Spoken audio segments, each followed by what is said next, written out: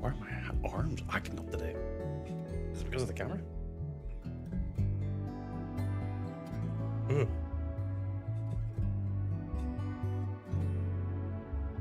I think it looks fine. Come on, other hand. Come on. Come on.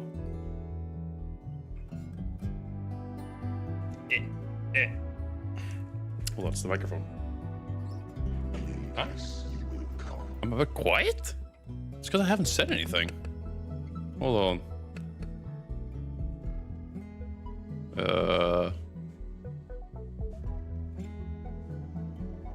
Up your volume. Oh, I'm also checking shit on my end.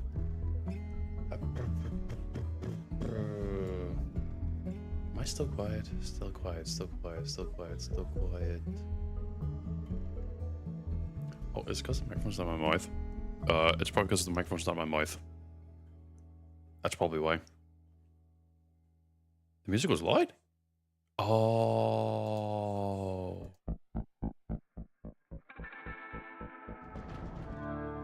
That should be a bit better.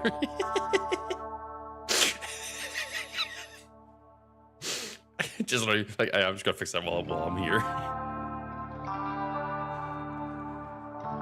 No, will I do the hand thing? Come on.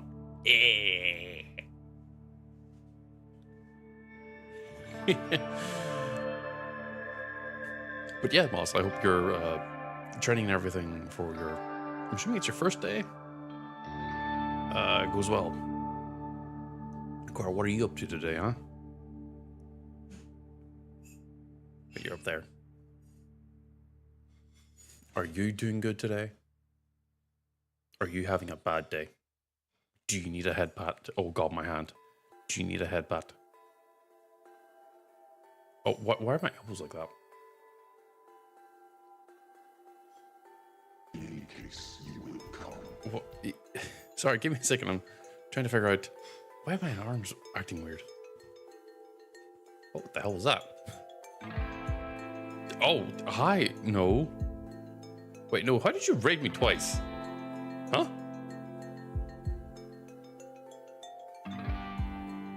Explain that.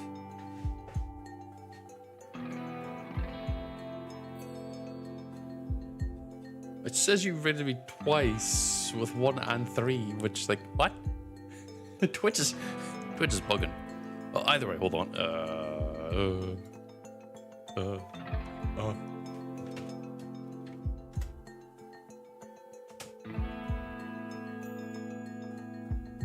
there. And you're doing Grand Theft Auto 5.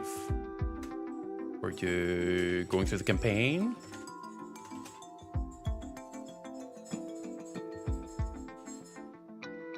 Or were you doing something else? Or were you doing online, obviously? My elbows are really weird.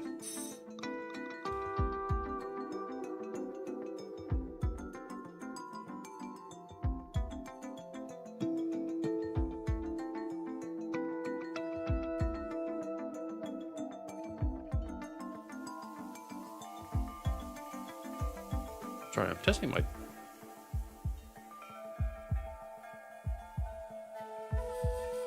Why is my arms like that? That's weird. That's good that you're going back through the story mode again.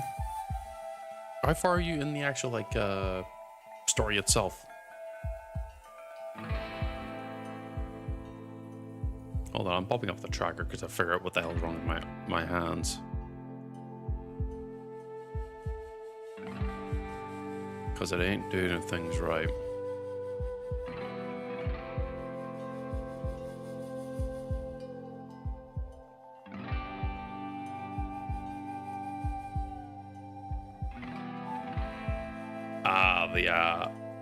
The very iconic torture scene. I see.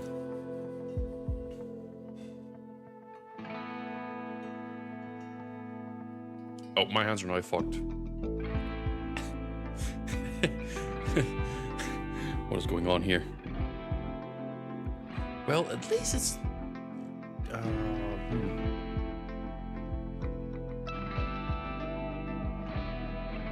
I mean, I don't know what I can now finally do like the cinema. Absolute cinema. Oh, by the book. I don't remember which ones that was. I'm assuming that was the torture one. Okay, my head's nowhere near there. What the fuck? I know a way to fix this. Hold on, be right back.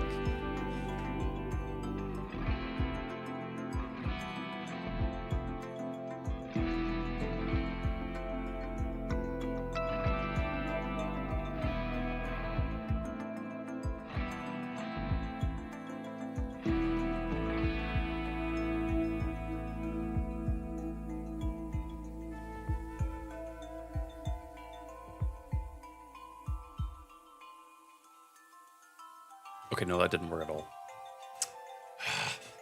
The hands are tracking like way up insane on the model. Like that hand should be down way more lower. Why is the elbows so high up? Now, I hope everyone's having a good day at least. And is not having their arms and everything freak out on them.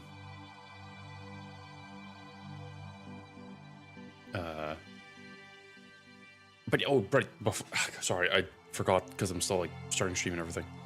If you do need a raid and run, please do so. Oh no, the little tingly things. If you do need a raid and run, please do so.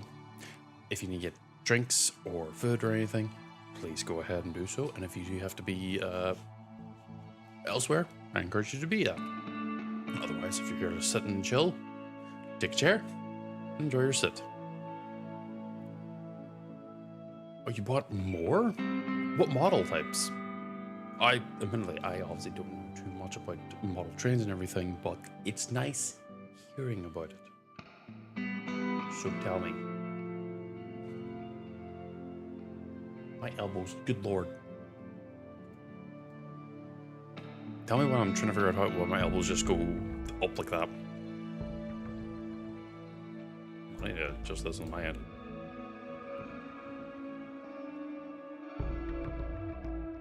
No, that's not gonna work.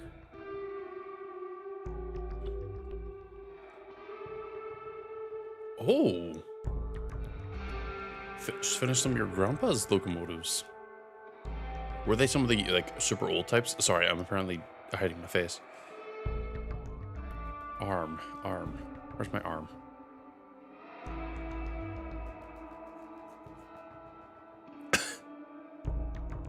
I was scratching the right side of my head with my left hand and it tracked that. in a really weird way. Don't mind me, I'm just gonna scratch my face.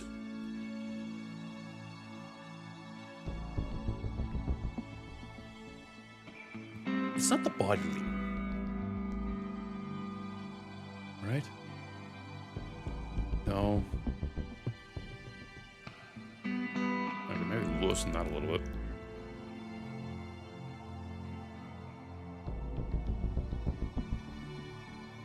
Wait, hold on. I'm gonna do something really stupid that's probably gonna possibly break stuff.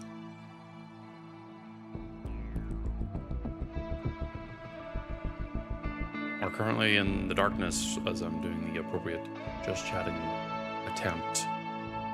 The camera changed a little bit, but that should maybe fix it in a moment.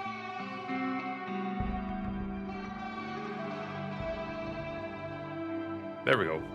That's a lot more normal. Oh yeah, that's way more normal. No, you're not going to get me with my hand all the way over here. Yeah, it's still in front of my face, but it's not the worst. At least then, I know if I actually wave at you, it's way more normal. My arm isn't all the way over there. I don't know what I did to break it that bad, but anyway. But that's good that you fixed some of the locomotives as well. Again, what models are you getting? Oh, also, sorry, I'm just checking something here. I was meant to add in a slideshow of like the art pieces I was or have finished in quotation marks. Finished. I forgot.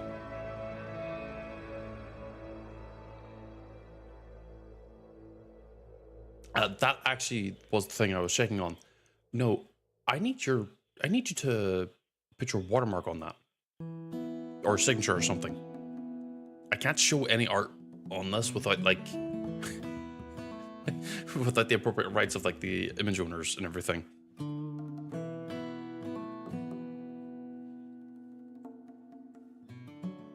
Yeah.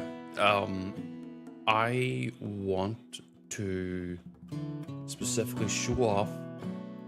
No. I know it's mine. I'm allowed to legally show it on stream. I want your signature on it though. I want. Finger's being a little weird. I want you to actually sign it. I want you to sign it. I know I have the ability to post on stream. I want you to sign it though, so I can show it up here. Notice how every artist here, well, some of them need to be probably changed again. Well, I think the ones from Spoopy are completely fine. Nalan is fine. I think it's Michio. Yeah, it's just Michio, who I want the watermark to be a little bit bigger. The reason being is that I want to, yes, show off the art that I do have, but I also want to give respect and, like,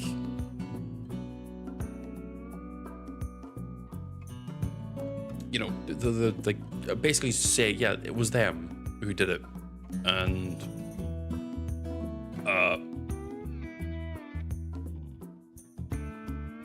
God, I don't know how to word this except like I just want you all guys to like have it so I can show it off and be like, oh, look at these, look, these are all the cool people who did all this stuff for me, type stuff, you know.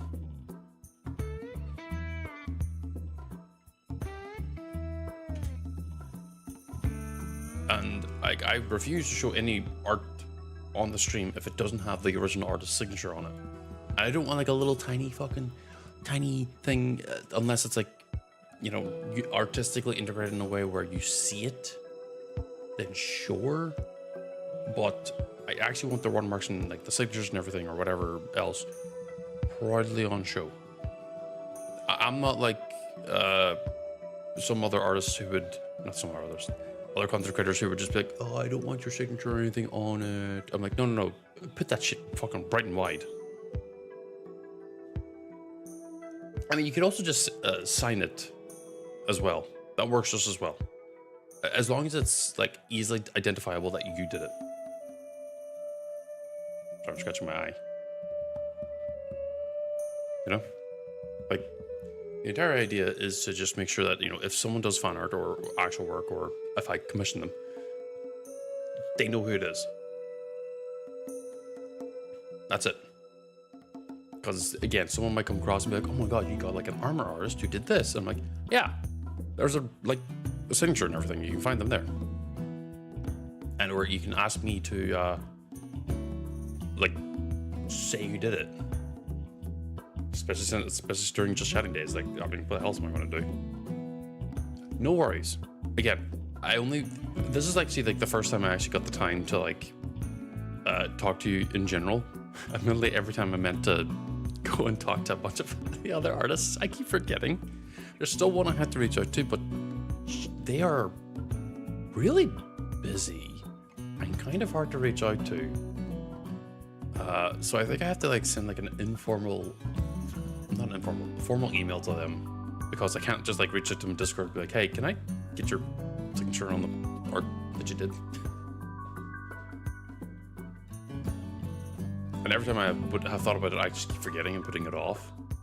I'll be honest, it's the same for because in the back of my head, I'm like, "Oh, but it's really awkward to reach out to No, because he thinks I'm scary, but I also am just a fucking a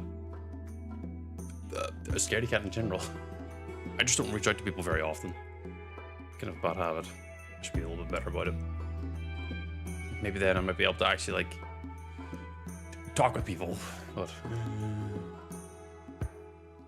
but you can tell at least I've been busy shitposting in other servers that you may or may not have been in, like a Mizzers. I'm making sure he gets harassed for the boats because it's funny. Sorry, I'm currently drinking a cup of tea.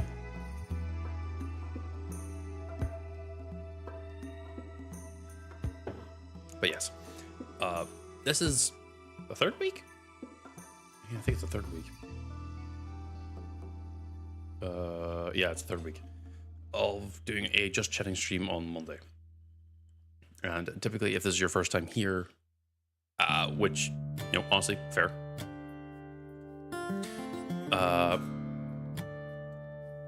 Welcome in. I hope you have a lovely day. Hope you are enjoying yourself. And also, what I am trying to do is to have set days where I specifically do Just Chatting on Mondays.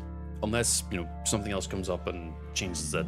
Otherwise, probably it'll still be Just Chatting regardless. Pardon me. Past that, I end up going on a short and long day. Tomorrow will be a short day. Send your new art my way. I want to see it.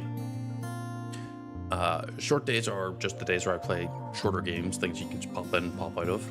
Longer days are the games where you might commit to and play for a very long time.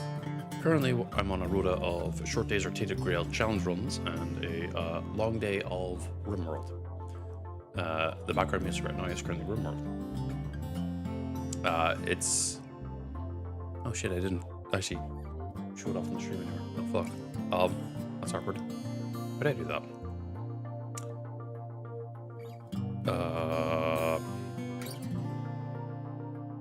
I had this done at one point.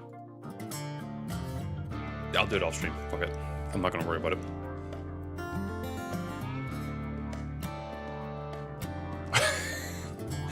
I know this. I know this art reference. I know who. Well, not I know who, but I know the image itself originally. I like that. I like that. Oh god, why is my head like that? I'm just scratching my eyebrow. But I plan on trying to do other games at some point. I have to harass Akora, who is somewhere in the background. I don't know where he is. To consider a different type of game. You're working on a website? What's that? No, I don't know who it is because you've only you finished the other one. Yeah, the no bunny, the no time rabbit. Like I think it's meant to be like the Alice in Wonderland thing. Wait, really? You're doing it for Mother X? Oh damn! Look at him. This guy's rising up in the world. Yeah, I have to harass you at some point to consider certain game playthroughs.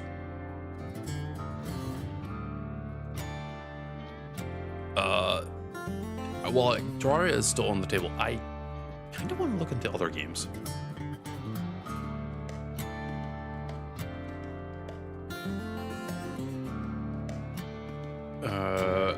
Like, God, what's it called then? I want to try playing 7 Days to Die with you, but I don't know if you'd enjoy it. I want to specifically do a modded thing, but actually I don't think the mod that I want to run is even updated. I'm not sure. Oh, one other update is I am going to be getting a Discord server sorted out. Might be today after stream, so at least on Tuesday, Wednesday,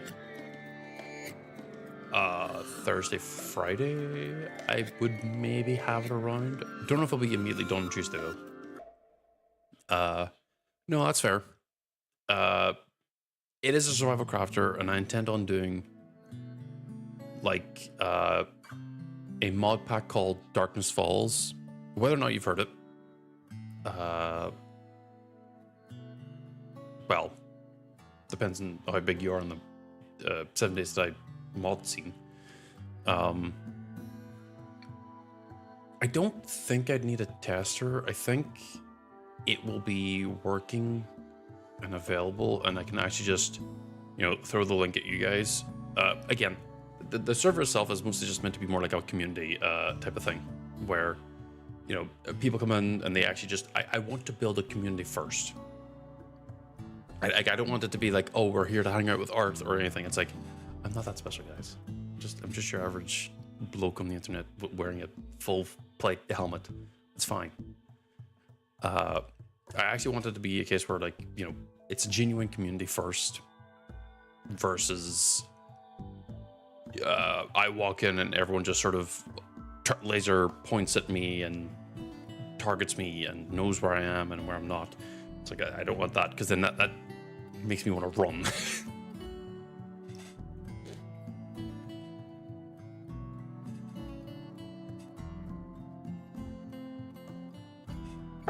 I know, the only reason why I don't need a tester is that the first few people who join will probably be the actual testers.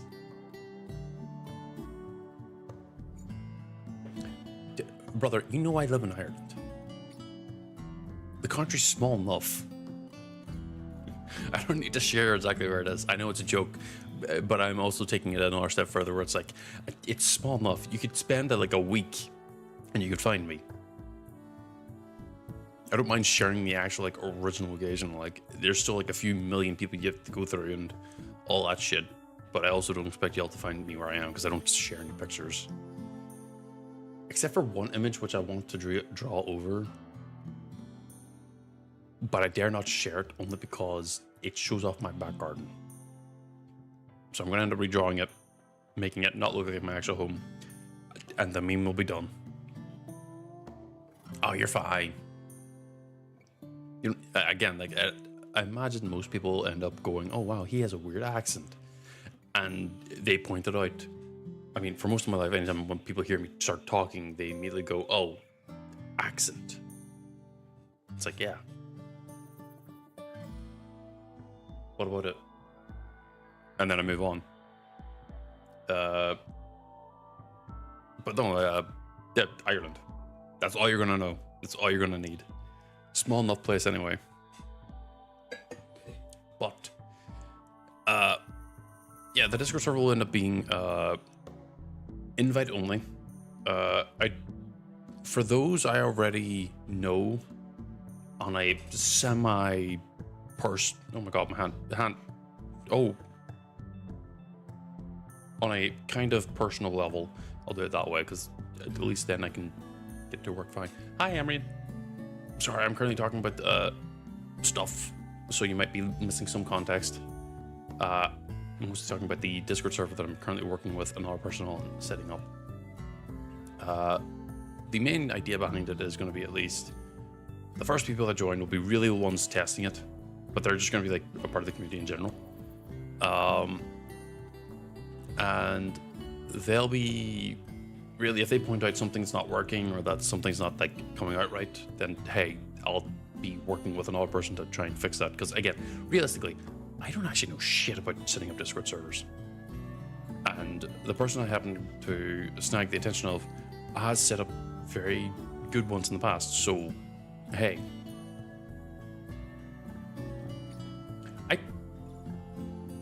No, I think I have. You just sound as what I would expect, with all due respect. But that's also because, like, I don't know, for me, accents are, like, kind of invisible. The only time I've ever, like, had a reaction is whenever I heard, with all due respect, an American accent. Like, a true, like, American accent. I'm like, why are you so southern? It's specifically southern accents that are like, oh. Yeah, like, with all due respect, no.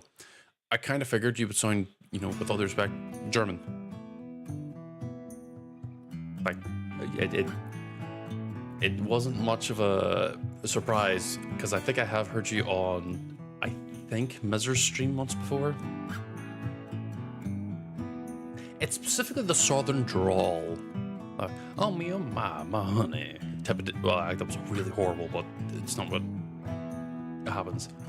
Yeah, it is whenever you get excited, but also I can immediately tell that, imagine, best way to put it is, if I get excited, I'm gonna be like the same of them. I'm not surprised that there's 10 of them, but there's like the iconic, like, type of thing. Like, there's the iconic accent. I'm actively Texan.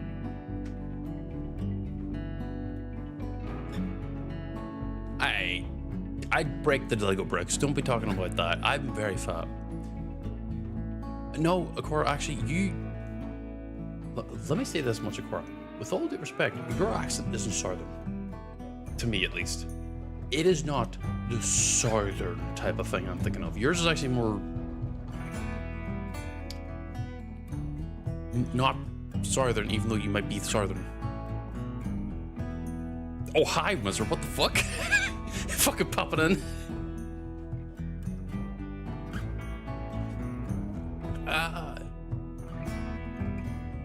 Yeah, a classic Hollywood Texan accent, like the genuine one that you like. Maybe a Mississippian.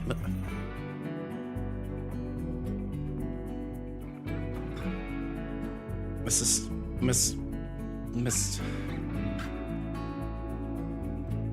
MISSISSIPPPPPPPPP. Hi, Miz. Hope you're having a lovely day today. Don't worry, if you need to go, please go. I'm happy that you were here anyway.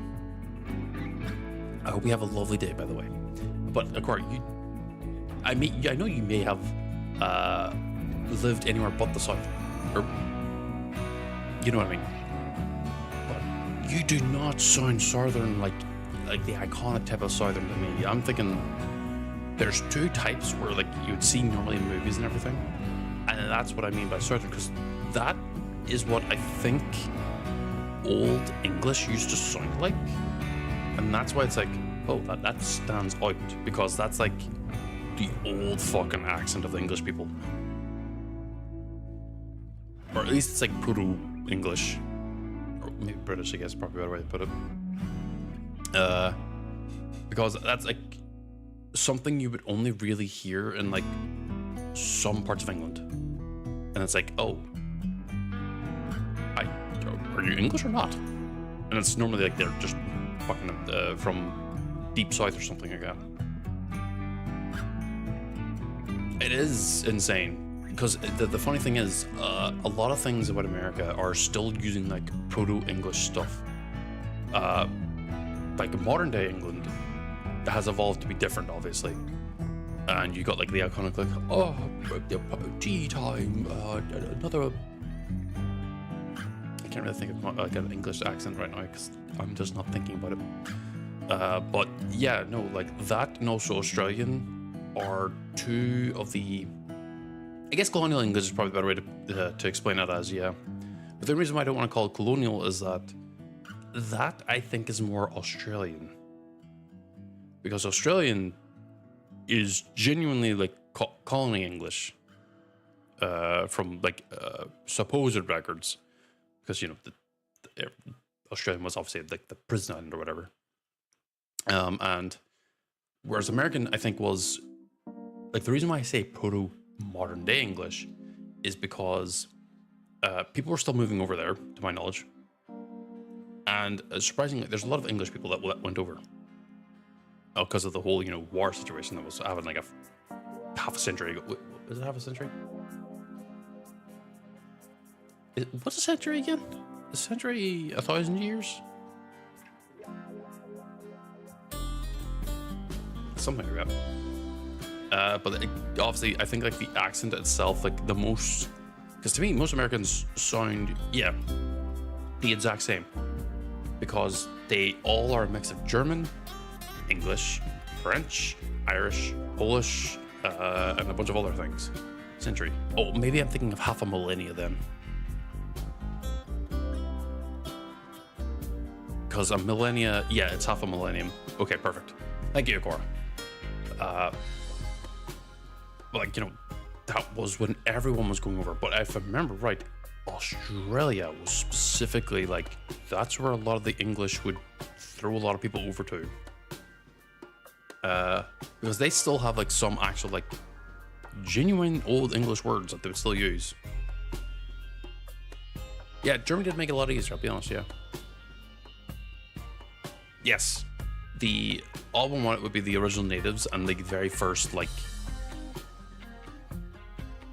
settlers. I don't really want to say that word personally because I'm a little about Twitch. Yeah, exactly. That is whenever things really happen. Because I know 3 different people who, based on their historical family records, are genuine first-time settlers in Australia. They do not sound Australian at all.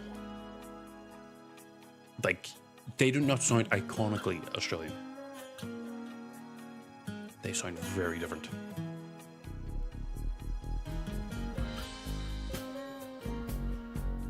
That actually is really easy to remember, actually. Thanks, English. But, yeah, the accents and everything else sounds very different. They still are Australian, like they have the lifestyle and everything, but it's just the way they sound is a little bit different.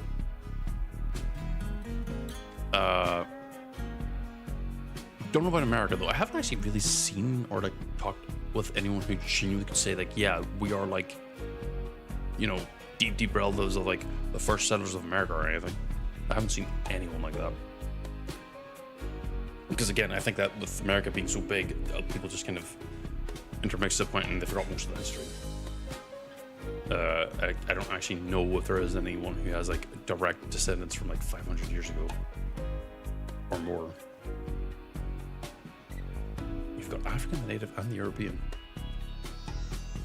I've heard. Oh, pardon me. I've heard you once. You do not sound anything like that.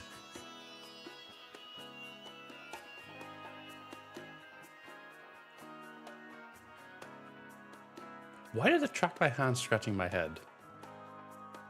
That was awkward. Honestly, I wouldn't be surprised. I would not be surprised. Like a lot of people from America and everything always say they are like in some way, shape, or form related to a bunch of stuff, and it's like I wouldn't be surprised. Genuinely, like most of the people that came from there are, you know, from everywhere else in the world. I wouldn't be surprised if someone says, "Yeah, I have some part of Irish in me." I'd be like, "Then we're probably related in some way, shape, or form." Oh, right. I didn't actually look at Discord there for a second. Oh, you have like some of the old. Speaking to no, you have some of like the old school looking like train sets, like how they actually looked way back when. I was thinking you had some of the more of the modern ones. Well, these might be like modern, you know, models and everything. I'm thinking like modern like trains, not old school steam engines and the like. Yeah, that's cool. I always like the older ones because they always have like a lot of detail of like what the actual like locomotive would have looked like way back when too.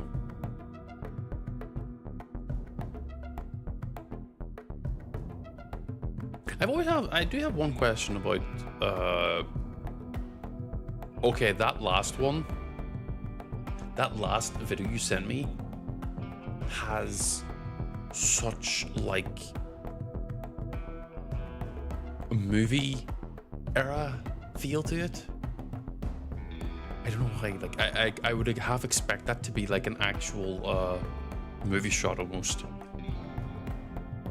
I might yoink that as a reference for something else. What do you mean ethically?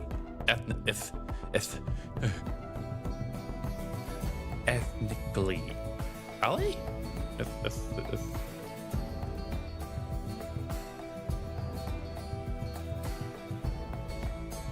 That's a hard word to say. Yeah, no, the last video you sent me about your trains, that one like actually looks really good.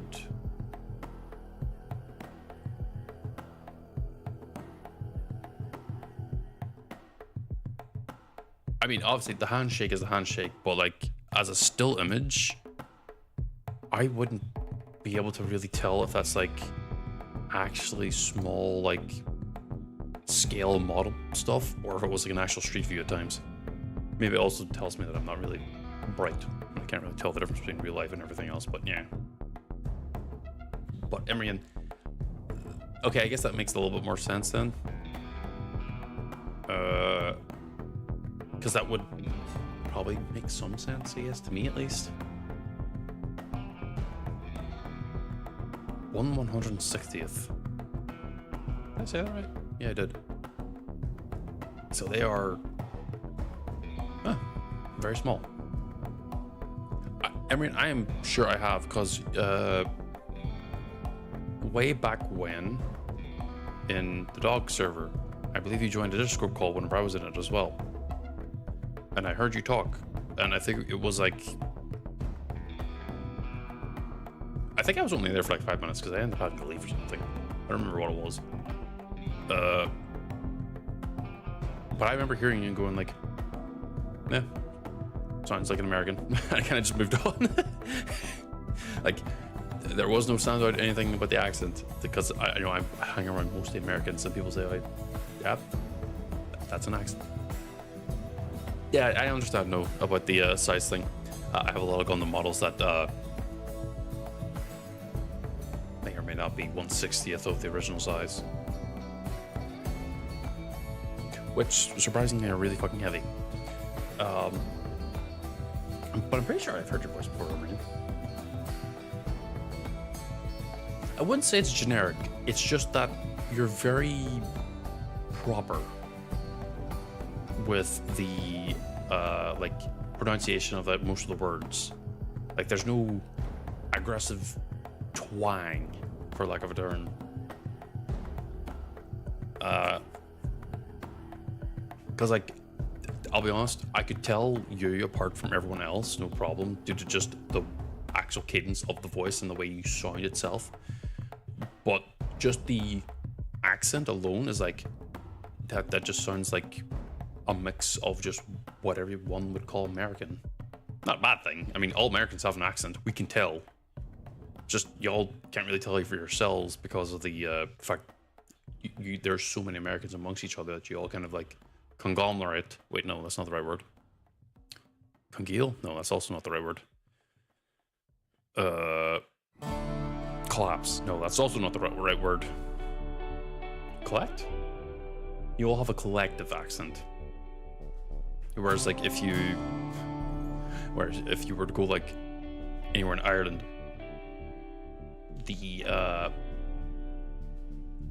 accents end up being very different from like town to town.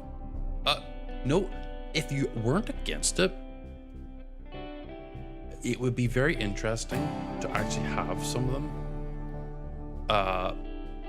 Though I will say, don't do it for me, do it for yourself. If you think that it came out particularly well, post it on Twitter and share it around.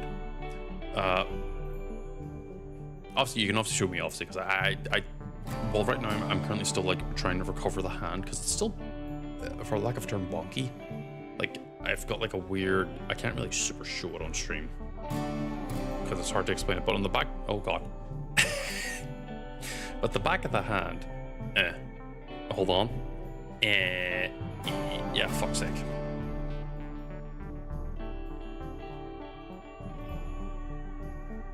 Sorry, I'm just kind of like giving up on like the whole hand thing. I'm still recovering like the drawing hand. I haven't been able to really draw or anything since because of the discomfort is really bad.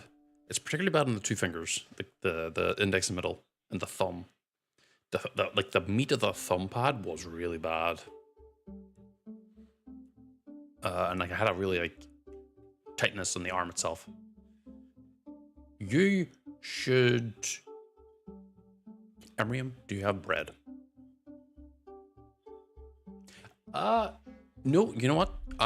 Rather than make me choose and custom things, do things you think you yourself would think are kind of cool, or if not are cool. Because for me, I just think that if you think it looks cool, and if I see it and I think it looks cool, it's cool.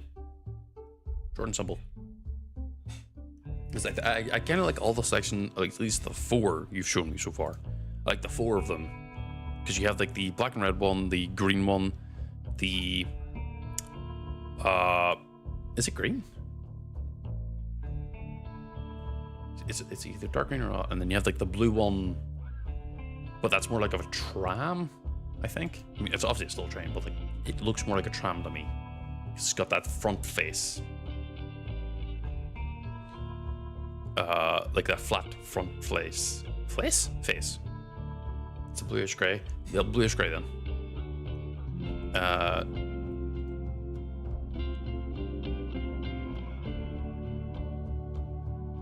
don't know, I think it's just something to do with the lighting in the last one. That's like you've got like the harsh shadows, the light at the very far end.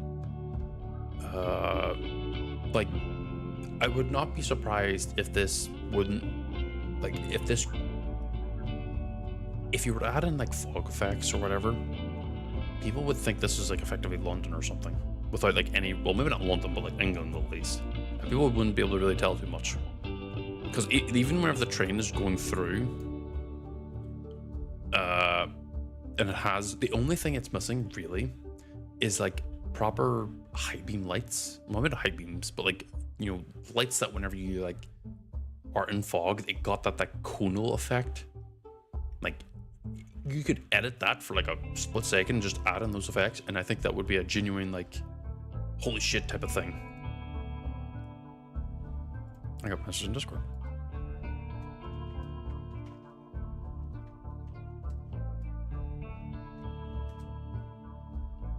Again, yeah, if you have bread, make toast. If you don't have bread,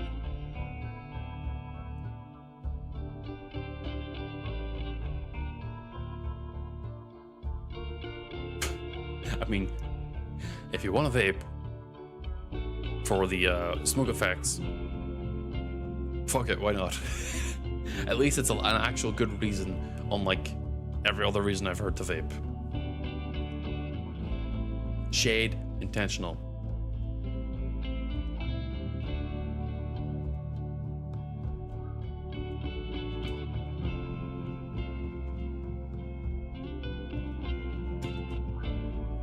Sorry, I'm currently telling someone, they're telling me about seeing tourists, and I'm like, that's great. That's great. I don't really care.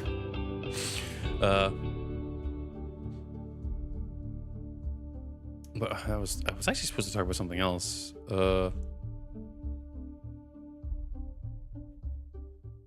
Oh, right.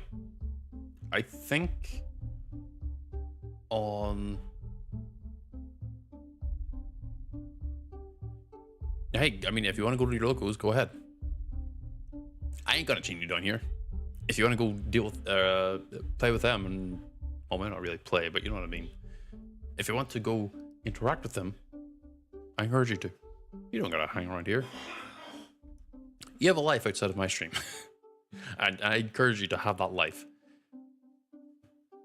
Why did my finger bend really weirdly there? I am going to be looking for... going back to the thing I was trying to remember what I was doing. I am going to be trying to do other things for other stream days. I don't mind playing RimWorld all the time, but also I do kind of want to at least like have other things that people might want to like actually be there to see. I know ideally it wouldn't matter what I would do, everyone would just show up regardless. Are you sure about that, Emery? I thought a few days ago you were supposed to be studying. Did you finish the study? Or are you just procrastinating again? Oh, you did. Did you win? Did you? Did you win? Did you win?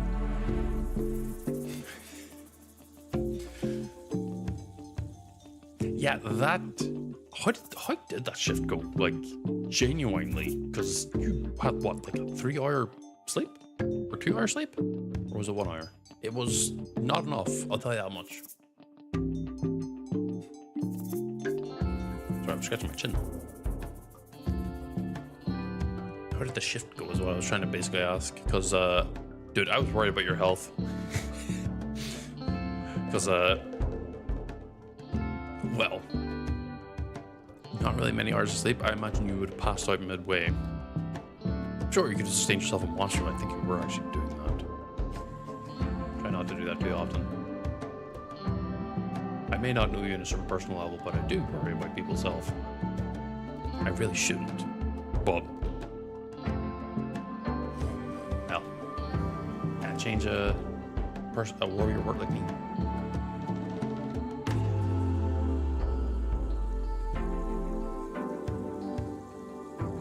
Sorry, I'm currently looking around on the computer.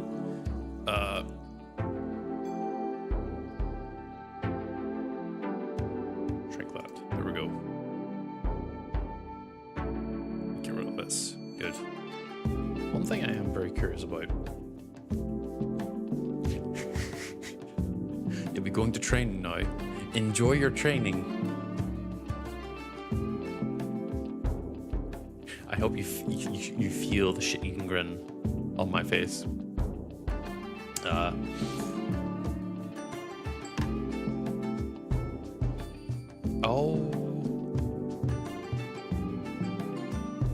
Yeah, no. If you're still gonna be here, please enjoy your lurk. Take a chair and enjoy your sit. Setup was haphazard, putting me to work. I mean, 300 hours for 12 hours? $300. $300 for 12 hours of work is...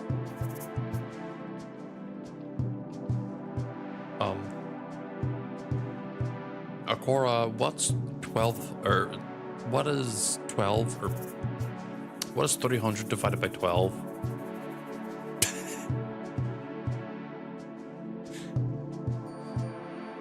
Look, he's good at math, okay? I'm not very good at it. I have to pull up a calculator, and I don't want to pull up a calculator because I'm running enough programs in the computer, and I end up in the background, and I forget to close it afterwards.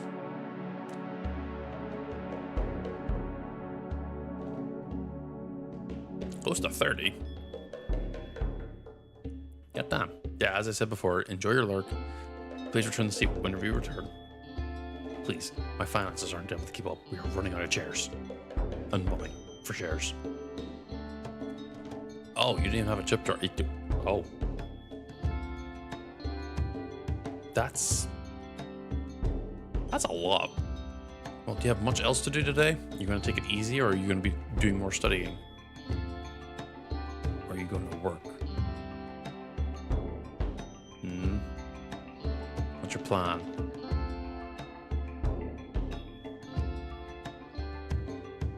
A little bit of review of your music. Ah, well, I mean, hard to beat that.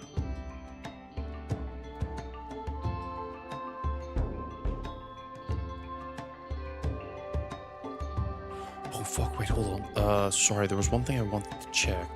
On top of many other things I wanted to check.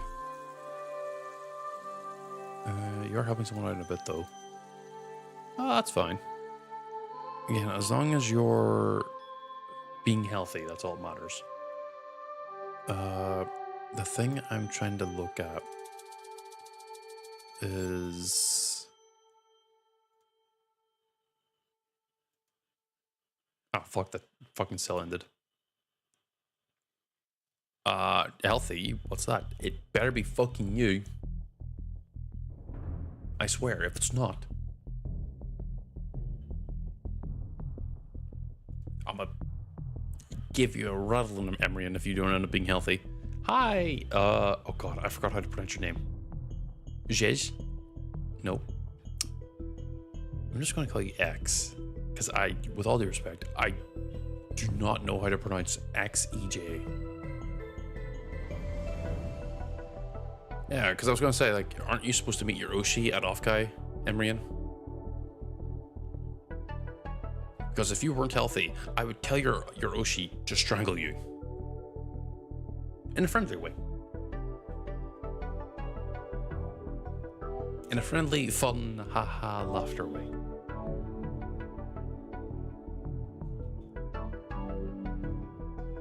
So be healthy. Or else I will fill your shoes with gravel. Yes, you did see a knight with a maid outfit. The maid outfit is specifically on top of the armor. I mean, I can't blame them. Like, the VTuber thing is kind of like... it is like an evolution for, like... The best way to put it is that it is like an evolution of a character, like someone's character who they would play. You know, because everyone, if you were thinking about years ago, I don't mind losing aura because I'm cringe and free. But the evolution thing of like a whole VTuber thing is like, I've always seen it as like people who used to have like their self-drawn characters they would show on like videos and everything, and they would be like, you know, freeze frame talking, changing positions, emotions and everything. I looked at that as like an evolution of that. But you know, if you didn't see those types of videos, model, please stop acting up with your left arm. God damn it. I'm trying to start with my right hand. Like, it's a natural evolution of that to me, at least, only because I saw that stuff. Whereas if you see it just all of a sudden, yeah, it doesn't really make much sense, because why are people choosing to, you know, be a character on the internet and not show their actual like physical face? And if they aren't going to show their face, why are they showing a model at all? And I don't know, I feel like it's just the natural evolution of just wanting to show something where there's a little bit more interactivity, but you know, some people just don't want to show their faces. And I think it's fine, personally at least. But a lot of people just won't get that. You know, it's like the same thing as like, why do movie actors have to have CG on their faces when they're acting in movies? Can't they just use their normal face? Can't they just be themselves? And the reality is like, not really. Either because someone else is telling them to do this, or because they want to do this. That's kind of why they're doing it. You know, like, you know, you think about like any movie monster that is like CGI. Is it CGI? Yeah, CGI. There's almost always like a person behind like the actual like monster doing the physical acting and everything. Yeah, exactly. Like you are kind of doing what you want because it won't affect you ultimately at the in real life. And yeah, it's a reference. That's what I meant. That's what I was trying to think of. Because like, you know, you have the model, you put the creature over the top of the person acting and everything, and it adds more to it because it's human-like but not at the same time. Whereas, you know, like in my case, you know, I'm using webcam to track me moving and everything, and the hand badly. Yeah, exactly. Like you could genuinely be whatever the hell you want, and it would be genuinely just like a niche content thing. Like it'd be your thing if you end up like full sending it on it. And yeah, like I'll be honest, I was a PNG tuber for like 3 years or something like that. And no, I fully understand it. Like, yeah, I was about to say no, you should not be lurking. But no, like sometimes people just don't want to see themselves more than they absolutely need to. I'm kind of in the same boat where like, I don't super like my own face when I'm like thinking about stuff.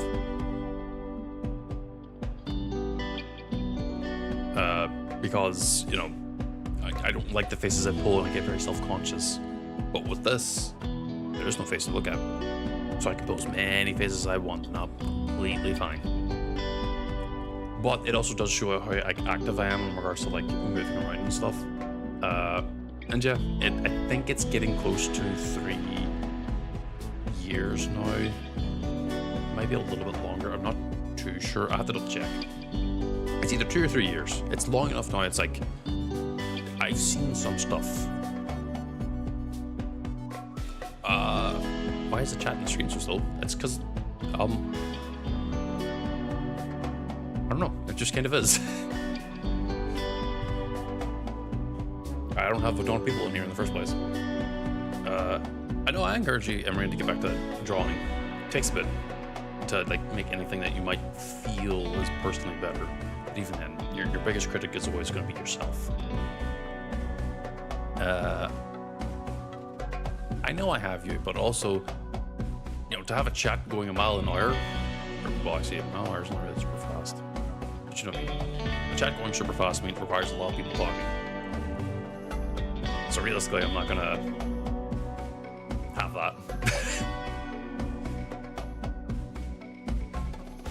But yeah, like again, if someone's coming out and saying like, I don't understand the like idea behind 3 miles an hour's average walking speed, huh? I didn't know that. It's actually kind of new to me. But someone's like seen like the video per scene and everything else. It really just people want to stream without showing real life faces and not be potentially harassed and having to like take certain steps to like avoid being in public and everything. Like, I mean, think about it like this. We all know like well, I personally don't, because I forgot his fucking name, but I remember him as Thor. I was gonna say, we all have a general idea of like who the actor is behind Thor on like the Marvel movies and everything. I just forgot his name. Oh. I have to just miss. Oh, this is like a kind of loud song though. It does that. Chris, I was going to say, okay, so I was kind of along the right line with Chris Hemsworth. I was going to call him Miles Hemsworth. And I was like, wait, that's not right. Miles Hemsworth is not a person. Well, it probably is a person, but it's not the person I'm thinking of. But, you know, if you think about that, if you see him in public, people are going to flock to him. Because, oh my God, it's Chris Hemsworth. You know, he's my favorite actor, blah, blah, blah, blah. And, you know, sometimes you just want to go about your day without interacting with people. There's also like, you have to think about it. Not every person who's going to like run up to you or whatever is going to have good intentions. Some are going to be like, oh, you know, hi, you know, just saying hello and then walk away. Whereas many others will be like, can I get your autograph, or can I harass you for an hour? and you know they have to like go out of their way to like be extra private. Whereas with VTubing, you only really give away your voice, and if you just don't talk, you can kind of just lead a very peaceful life. And I feel like that's a good thing. Because I imagine, like, think about this. You randomly hear a very sassy Latina all of a sudden. And you recognize the voice. You might know who it is. So, you know, it's kind of one of those things where you kind of have to, like, really hedge your bets on whether or not you're going to be speaking or not. And besides, you can end up, you know, using a bunch of, like, voice things to, like, modify your voice and everything. Albeit the technology with them isn't like the greatest right now. I still think they still need a little bit more work. Because there's still too much like, oh, I can tell whose voice it is. Yeah. That is kind of like a thing that I do. Like I recognize people by their voice. And like generally if I hear someone's voice more than I have any real right to, I can immediately tell who it is. I might forget their name. I might forget their face. I will fucking remember their voice. Well, actually, I say that, but I tend to actually remember people's faces too. But I've been kind of going like face blind over the last like few years, where now it's just like faces are faces. It's gotten kind of bad. But I remember voices pretty much more strikingly. Unless someone's voice is like, with all due respect, boring. Like very monotone, very straight lined on like the audio program thing. You know, there's no like actual hills or dips. It's like somehow you've managed to achieve a perfect cadence that goes across from left to right, but there's nothing else in it. That's the only time I've ever forgotten someone's voice. And the funny thing is, I remember their face. I just forget what they sound like, but I sure as fuck remember what they look like. I was a kid at my school who talked like that. A little weird. But yeah, I mean, just having your voice out there is ironically enough to have people identify you. And that's kind of why people choose to have the avatar, because like you don't want to be physically recognized.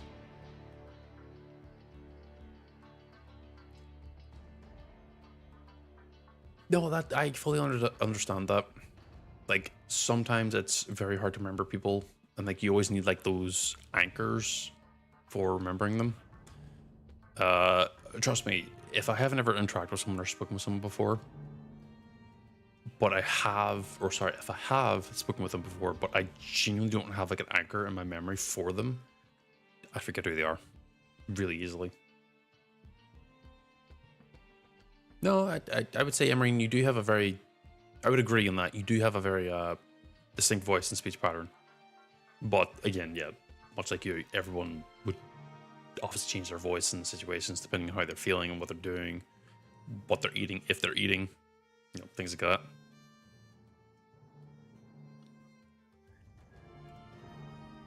And that's kind of why, like, you know, if someone ever tells you they don't get the like VTuber thing, you just gotta like relate to it. Like imagine that they are Chris Hemsworth and they're going about in public.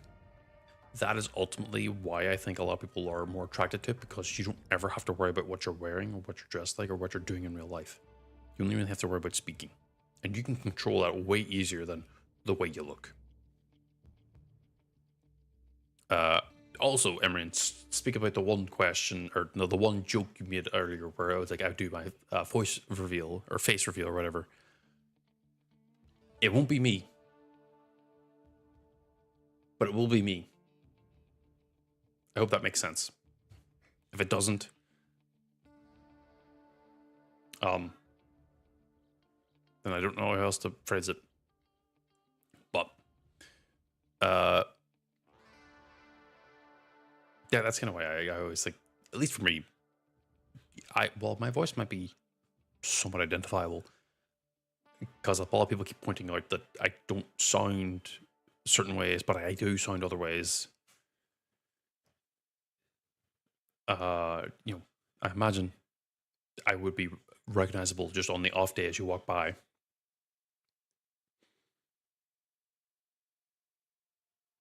You have the worst internet in the world.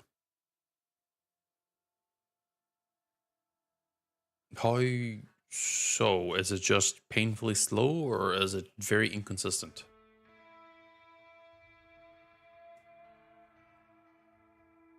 Sorry, I was scratching my head and didn't really track it proper.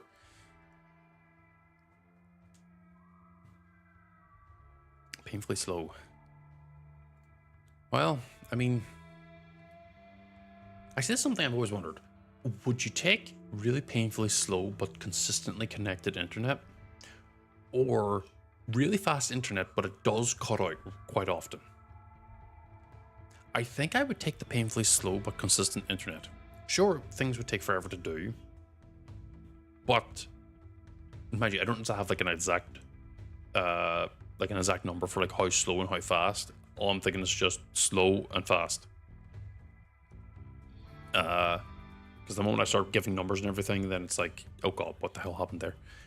The moment I start giving numbers, I feel like then that kind of throws off the question. What type that makes you break your phone? Don't break your phone. Actually, that's a thing that I don't fully super understand, and I don't know why I used to do it myself. People doing damage to their own possessions,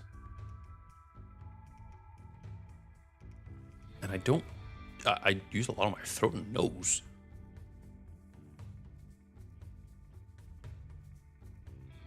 I'm gonna have to find someone who's like a not a speech therapist, but like someone who can identify voices and how one speaks with their body and everything. And I gotta find out if that's true, because I have no idea if I speak with my nose and throat. Frankly, I don't even know. And now I'm like weirdly self-aware of how I speak. Thanks, Emrian. You're fine. I'm just having fun.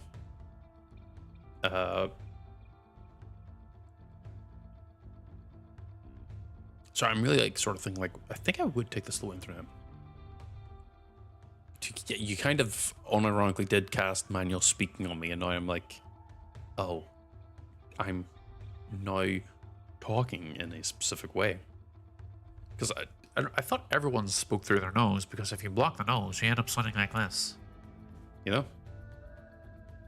And I can't exactly block my throat.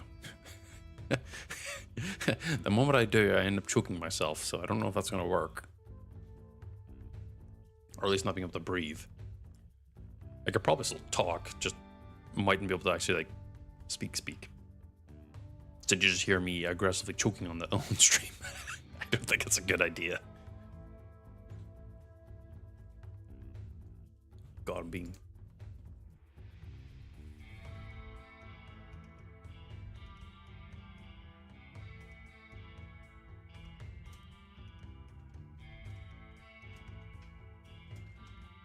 Maybe people don't use their diaphragm.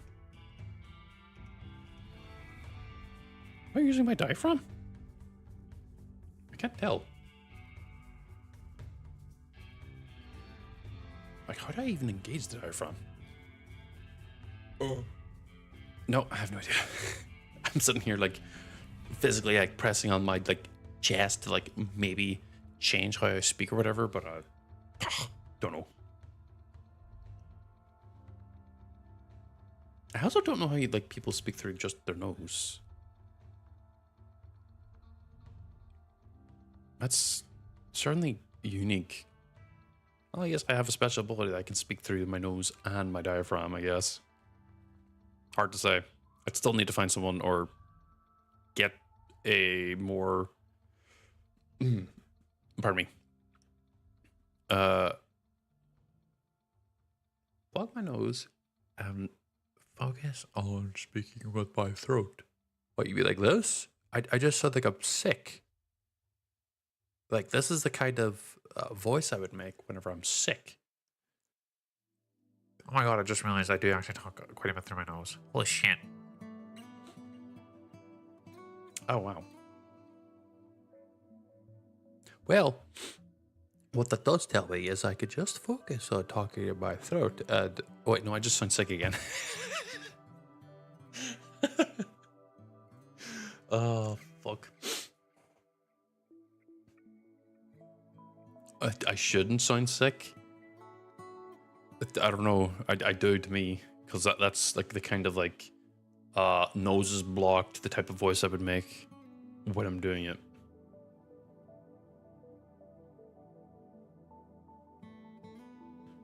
Obviously, every time you see my hand up above my on my face, I am obviously speaking with my throat. Oh no, this is definitely like, this is just straight up like me talking as if I'm sick. Oh, my nose is now starting to run because I keep plugging it. Ah. No, that definitely sounds like the way I would sound if when I'm sick. No, that's fair.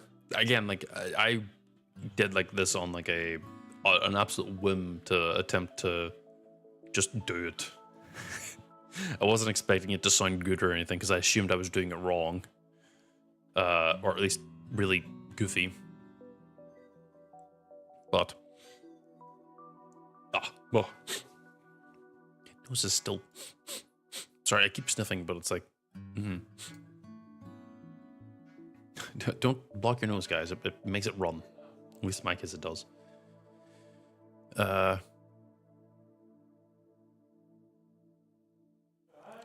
I guess maybe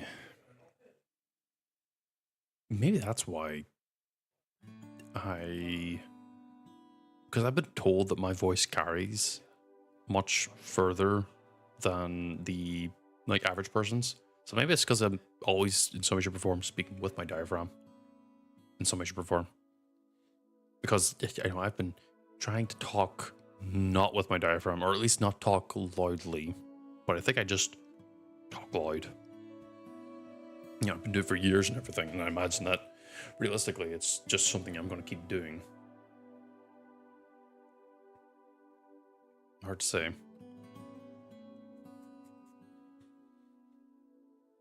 Well, I don't know.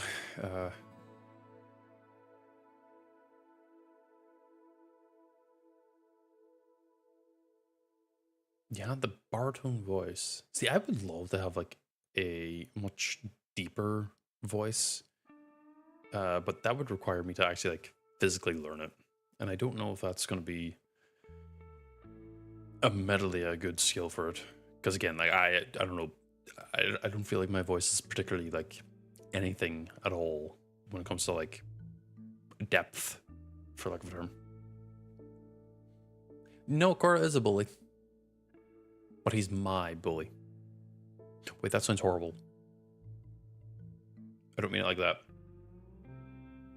Cora Mahu is a good person. Please respect him. Twitch. Not you, Emery. Emery, you already know him. You don't have to like respect him. Well, I mean, you can if you want, but like, you know what I mean.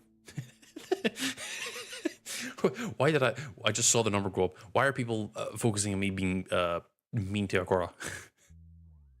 Please, he's a nice person.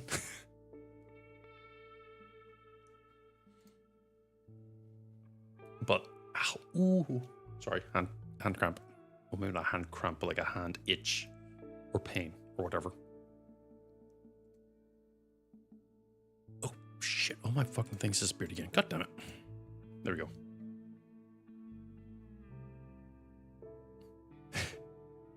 Actually, Emrian, your fucking sentence made me remember a conversation or an argument, a debate, something about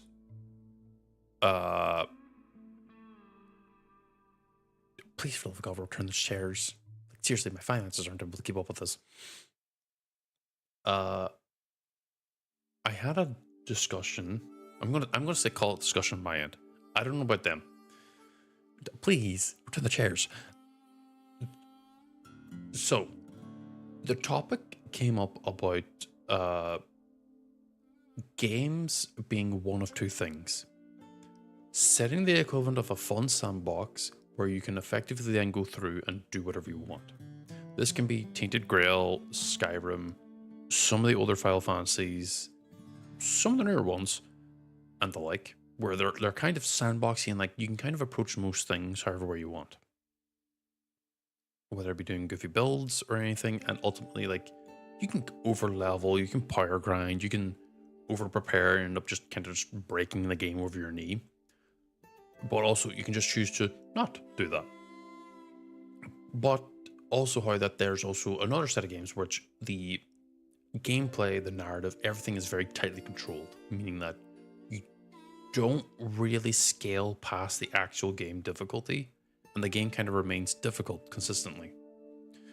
And you can't really like, well, yeah, very, I wouldn't say linear, but like at every point in the game, you don't ever like beat the game.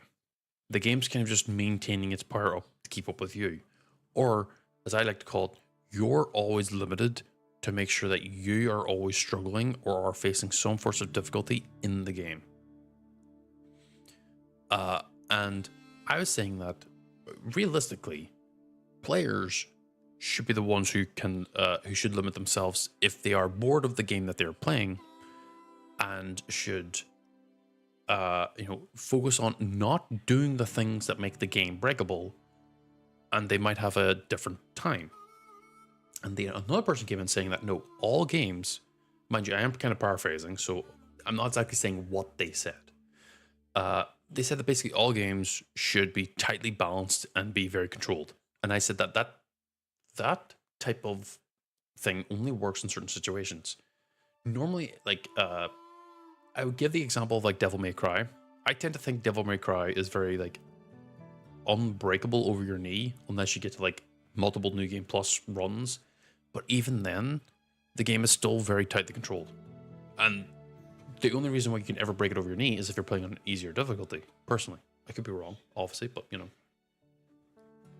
And the example of like really weird challenge runs that you can do in games is more of reflective like how free you are to approach a game's approach or a game's like gameplay and or story. Like to give an example, you can beat like Elden Ring in a lot of goofy ways, whether it be by just rolling into the enemies for hours on end, which is more of a punishment than actually an actual challenge, if anything, or beating any of the like older Final Fantasies with like a certain class setup, or like not allowing yourself to open up the menu if you want to be really insane, or not spending money. And I feel like games that you can't do that shit in will, if you were to attempt to do it, it's not even like doable, it's agony. Like it's even worse than like doing it in the other games. Because again, welcome back, Cora. The balancing is like so tightly controlled that if you aren't keeping up with the game is going to make you suffer. Because, you know, if you're limiting yourself in however way, shape, or form, the game will just slap your shit silly. Whereas if, you know, because the game assumes that you're keeping up with the challenge and you're not limiting yourself in any way, shape, or form. Whereas these freeform games, you know, they expect like a little bit of like, okay, well, he's within, you know, a certain level or gear run. Say the idea, Cora, while I finish the sentence. And because that one has like a loosey-goosey balancing thing, and it's, you know, I would call it more for fun and more for freedom of choice, it's generally a more fun experience when you start doing goofy things. Sure, it might still be like agonizing and really painful. Me and my shield run, and also my thorns run in Tainted Grail. But I feel like those games were actually way more fun because whenever you actually do reach that point of like, I have achieved power, it feels so much better versus I have been constantly challenged at every step of the game. And because of this, I don't ever feel powerful. I feel more like I'm just kind of like keeping my head above water, whereas I don't ever pull ahead. I don't ever like start being free. Obviously, if it's a tightly controlled narrative and the entire point is like a semi meta narrative where like you're kind of meant to be always struggling to keep your head above water. One, no, I don't personally enjoy those types of games super much. But not every game has to be like that. But not every game has to be like a freedom, do whatever you want, break whatever you want, become extremely powerful. You know, like Final Fantasy VIII. Very easy to break. Because if you just be careful and you use tactics and you use like the junctioning walls, keeping your level low, you become hilariously strong. But you can also become hilariously strong even if you do grind. The game just keeps up with you.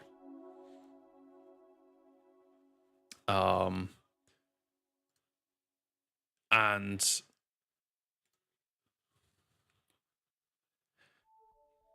oh, good lord.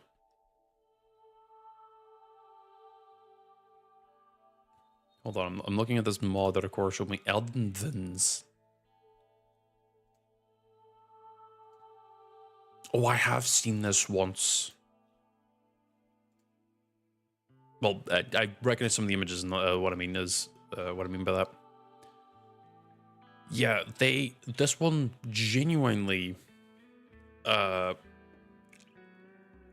puts more fluidity. I don't know if that's the right word.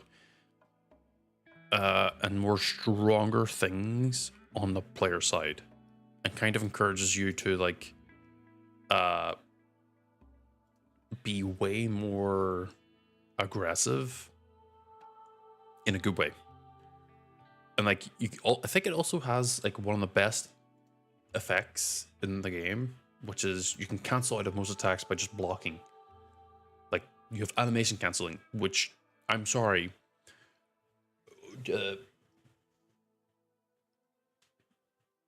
Oh god, my arm. Which is like such a player power thing that I feel like a lot of games don't allow you to do because of that.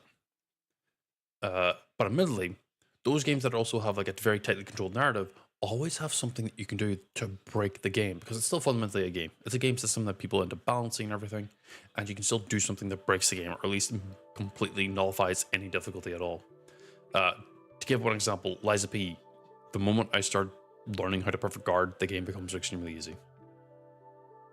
Like, but mind you, to beat the final boss of the DLC, I spent 12 hours doing that. But once I've learned how to do it, I can beat the fight generally on the first try. If not a second one, after I kind of get like back into the groove. And yeah, no, like I think taking a game very seriously is very hard to not do, because depending on the challenge and the way it's built, immersion is going to be very high. Like, I also feel like there's like two groups of people when it comes to games too. Those who are extremely competitive, who should actually be playing first-person shooters, but probably can't because they just get angry all the time because it's so unbalanced or whatever. But it's like people are just using the most min-max build. What the fuck are you talking about? And then those who are just playing the game to enjoy the game. There is a third category of those who hyper like focus on the game they're playing and end up getting extremely good at it. Think of like your League of Legends challengers, your high rank Apex players, your Radiant Valorant players, or whatever. I really just named two Riot Games because they're the only two I can think of right now. The high rank Dota players. Like, these games are like those that it becomes your thing. It's the thing you focus on, you get really good at. Or TF2. But I feel like because I would be technically the ones who take games very seriously, and I would get angry at them. But I have figured out effectively a motto. Of it fucking shattered when I was doing Liza P. Is that it's a game. Don't take it seriously. But sometimes when you get too focused on it, you end up cracking. Because I fucking crashed out on Liza P. But that's also because I didn't understand the game, and I was trying to do something that was fundamentally not understandable. But now that I understand how to do a perfect guard, I understand it. How the fuck do you get rage baited in Roblox?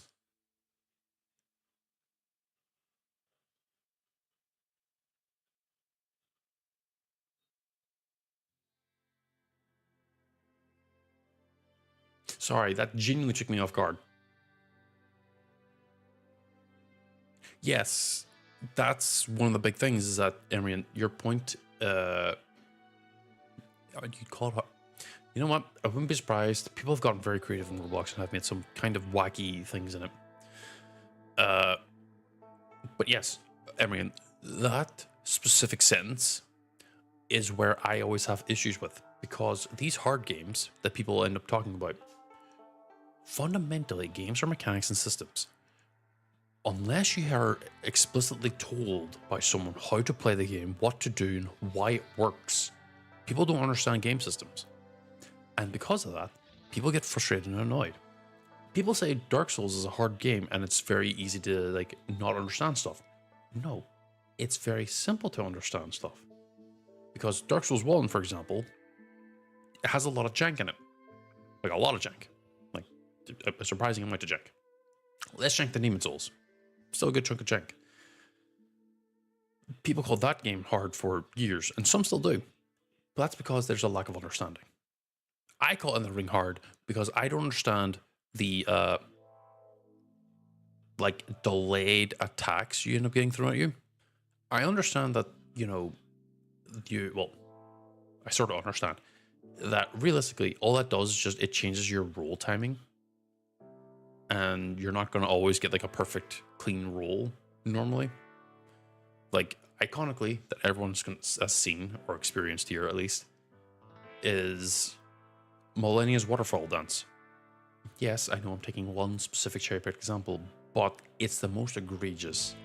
And the game has a lot of like, it's like, as Cora said, baited moves that make you kind of go, huh, earlier. And, you know, you end up taking a full-on fucking hit. There's nothing you can do about it because you got baited. But really, it's just about dodging late. Like, I've only ever seen a consistent method of dodging Millennia's waterfall dance. Running away for the first two bursts, then rolling twice at the last one.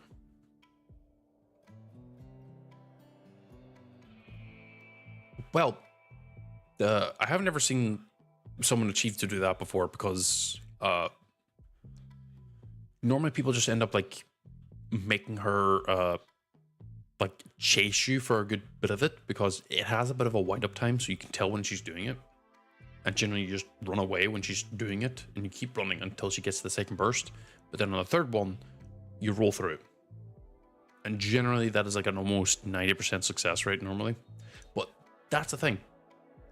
How the fuck are you meant to come to that conclusion to make it work without like fucking up the rolls a few hundred times and just kind of eating shit? How are you meant to understand that genuinely you have to run away from the fucking move?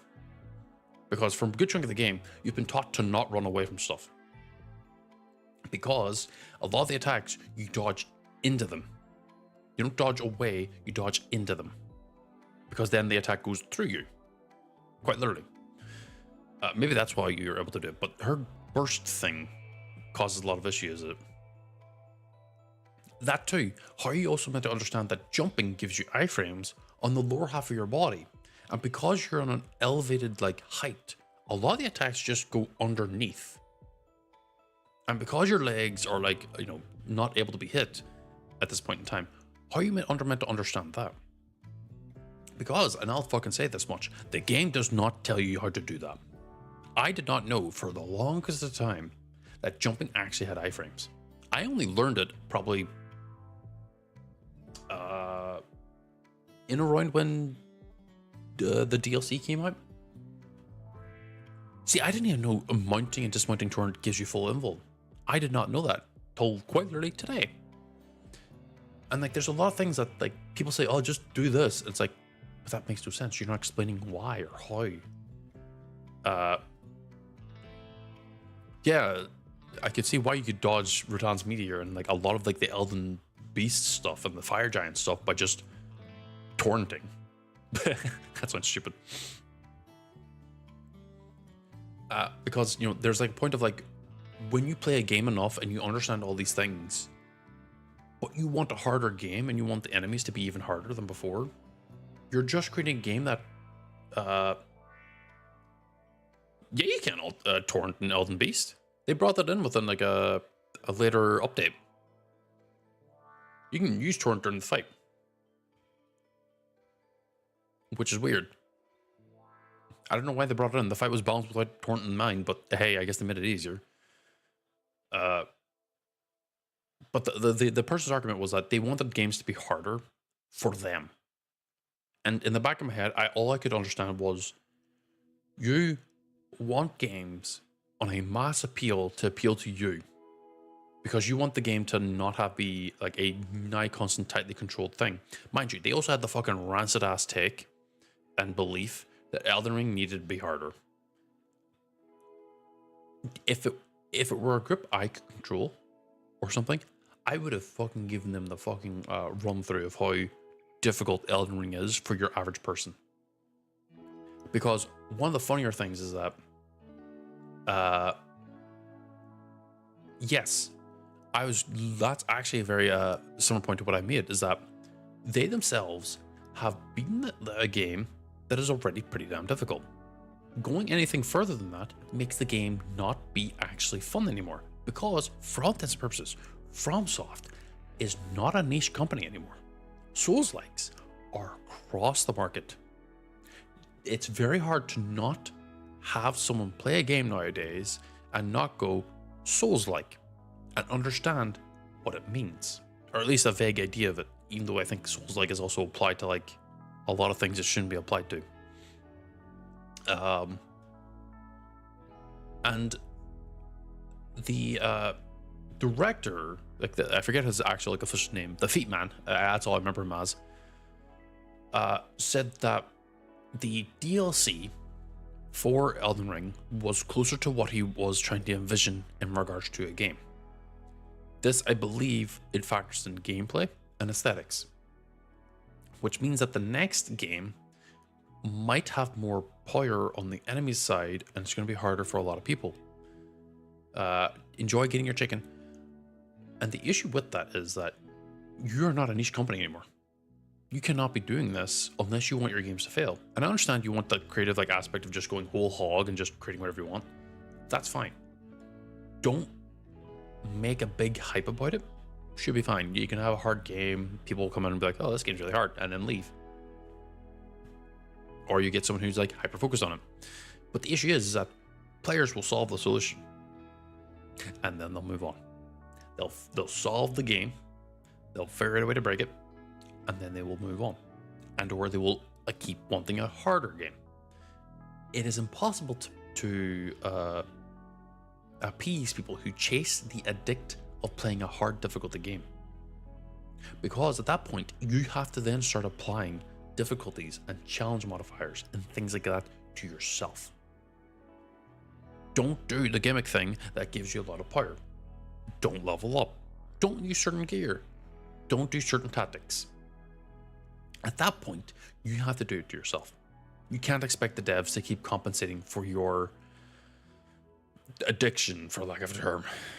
And that ends up creating like a very, very bad feedback loop, where because the skill gap keeps increasing in regards to the game. Why did my hand even come up there? I didn't even have my hand there.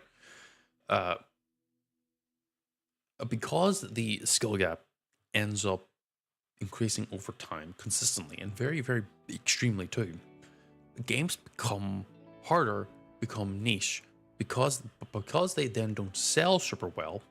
People complain, why do they not sell well? Why is there not another game? And then they ultimately ends up being like, well, no one bought it. Why? We don't know. We kept appeasing to this one specific demographic, and like the game just isn't selling anymore. Or it didn't make the same type of things. Like I'd fully expected that if the next game for whatever comes out after Elden Ring, that's a mainline game and isn't like a weird spin-off like Night Rain or Dustbloods on Switch 2. I actually expect the game to be a lot harder. I also expect a lot of people to not buy the game because it ends up being too hard for no good reason. And I expect a lot of patches balancing downwards whatever we're experiencing, making a lot of stuff easier to the point where all the original addicts drop the game. Because, and I'll say this much, this myself, coming from someone who also used to chase the difficulty and always want to be harder and always want to just do more, I realized that a lot of difficulty really comes from like limiting myself. And that's where a lot of the fun actually comes from. Because if you can no-hit a game, how about you all hit the game? Just eat every single hit. Beat the game that way. You know, don't block, don't roll, don't weird the pace out and like max the min-max the range or whatever. Eat every single hit. See how the game works. See how it changes. Or if you're like good at spacing out stuff, what if you instead try to make it more of like a movie and sort of like if you're really good at spacing out attacks and like avoiding attacks in like their most optimal way, why not just start trying to be having like a lot of flair within the actual challenge itself? Make it look really fucking good, as if you're like watching an almost like animation or a movie or something. Try doing it that way. That ends up adding an extra difficulty because you have to add in flair. Like if you don't add enough flair, then the fight ends up being boring. You know, again, mods are another way. Change up what you do. Change the game content. Make it look different. Make it play different. Don't just arbitrarily make the game harder, because ultimately a lot of people end up not realizing that having the game be harder has a very set like way of balancing, which is either enemies have more defense and HP, so they end up becoming mini call bullet sponges, and or they do more damage, meaning that you are better changing the meta of being like extremely damage reduction heavy and instead going evasion damage, which you just don't get hit full stop. That was a thing that I noticed in Payday 2 and the harder stuff. You don't tank hits, you evade them. Yeah, that's the kind of thing I was going to be like talking about, where a lot of difficulty balancing is literally just a numerical increase. Elden Ring, Dark Souls 3, Bloodborne, I believe, well, Sekiro I don't think has like a New Game Plus. All have New Game Plus. They don't change anything. All it does is just give you extra numbers. And you don't really super notice the actual like scaling until like New Game Plus, I think it's like 5. Because then it's like close to a 50% increase.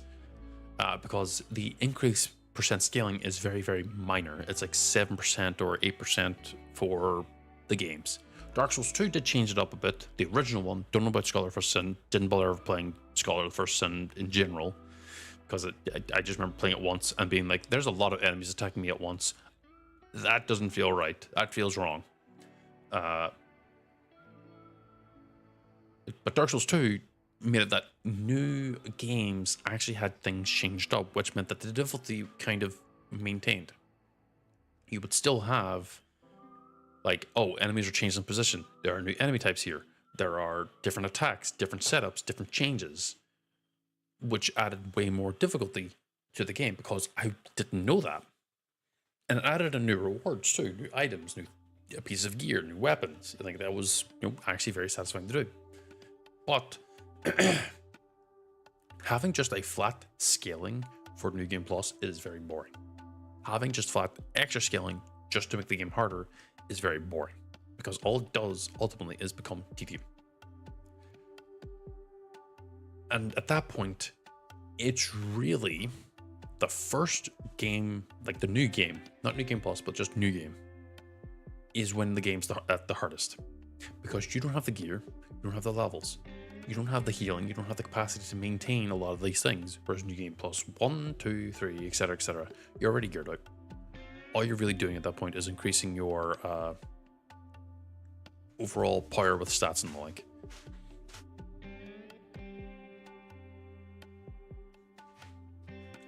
No, see, I actually think, Corey, you actually do have like in this discussion. I actually fully think that people who do dumb shit are probably some of the most important people in the game market because you're the ones who show us fun things or broken things that in many other games people wouldn't do or ask for. They would get upset about that you could do it. Yeah, I would say Elder Scrolls is pretty bad because honestly, just play the game in normal. It's already hard enough. Anything harder than that, you die in like a shot. And anything easier than that, you kill everything in a shot. But also, you can break the game really easily by just making the right choices. Like, even just applying a little bit of thinking makes the game really easy. But if you end up playing like... Sorry. Yeah, like, if you're playing on the hardest difficulty in Elder Scrolls, you will die instantly. Nothing will die. And it requires you to genuinely min-max, break the game without doing much combat, and having like insane numbers on your side to break the game. Or not even break the game, make the game manageable. But then whenever you start doing like actual challenge runs or specific setups where it's like, well, I'm role-playing as a specific type of character with a specific type of build, I have to deal with these challenges that I'm dealing with. The game becomes way more fun. Because again, ultimately it is a role-playing game, and I imagine it has to apply a lot more like actual role-playing and the like. The only other thing you could ever really do to make it harder is improve the enemy AI, where they end up doing like smarter moves or smarter like setups. No, see, like I would say that Monster Hunter is slightly different due to the fact that it's already split up into different difficulty tiers, and each of the difficulty tiers has different scaling and numbers. But your power is unironically capped almost always. It's actually very, very tightly balanced because you know, low rank for I'm gonna be speaking about worlds because that's where most of my experience comes from. Well, at least what I can remember. In low rank, you fight the Royal Ludroth, and you can't get any better gear, not counting like the Iceborne gear that I'm talking like pre-Iceborne. You can't get anything better than the Royal Ludroth gear. And it quite literally, like each monster introduced is your difficulty cap. So that's actually very like tightly balanced. I don't know how to like, thank you very much for the follow, X. Like, there is no way to break the game. You can come up with like certain setups and certain ways to like optimize your damage, but you can't break the game because the game is very tightly balanced already, which isn't a bad thing. It's actually pretty good for what it is.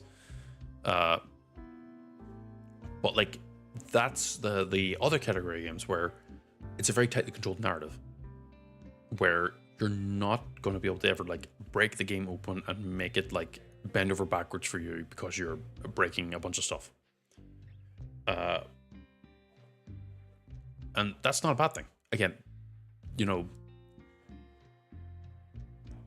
yeah, exactly. Like using the bowgun shield was probably like one of the most easiest ways to like just do the game. It still required you to like actually understand the game and actually like do stuff, but it wasn't like, oh, oops, I can accidentally break the game and become extremely strong. Tainted Grail, Skyrim, Oblivion, Morrowind.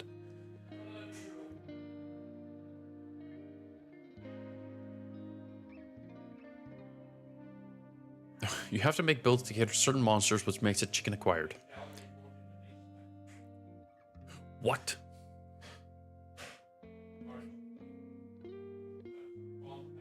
Chicken acquired.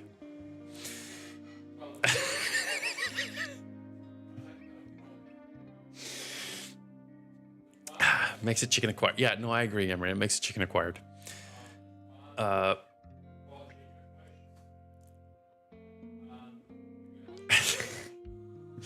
Sorry. Chicken acquired. But yeah, whenever it comes to game balancing and everything, whenever games are given like more freedom to like do what you want, normally there's some way to break it. And the obviously like the debate between me and that other person was they wanted every game to be a tightly controlled narrative, which don't ever do that. Make the game you want to make. If you want to make a big sandbox that just has a bunch of challenges that players can approach however they want, let them. If you want to make a tightly controlled narrative where the game is extremely balanced and you're kind of just always fighting to keep the maintained thing, do it. Don't ever listen to the adrenaline junkies who are constantly looking for the hardest difficulty, because you end up like isolating out a good chunk of like the community and everything. Says, why did you make another account? Like, you had Zej 1 and then now you have a Zej 11. Why? I think you also had 17 at 1.2. Yeah, no, Crimson Desert is a very good example of like sandbox mechanics, and generally you kind of approach it however you want. Like, I haven't played it yet, and I've seen bits and pieces. I should play it at some point. I know that much. But you know, so I'll have to afford it. Actually, I would agree. Doom 2016 and Doom Eternal are very unique because they are both simultaneously very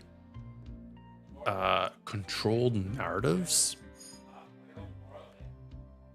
but are also sandboxy enough where you can approach most of the combat however way you want.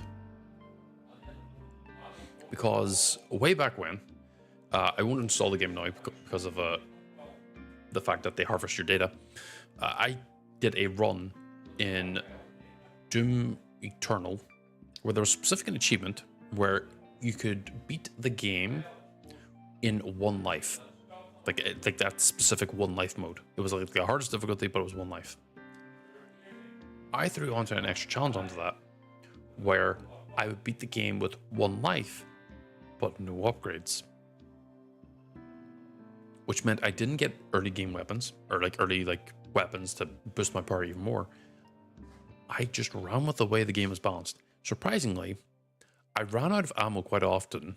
I ended up being like very like intentional with my chainsaw kills because you run out of like ammo very quickly, and having to also min-max like which ones you take out in regards to enemies and everything, and which ones you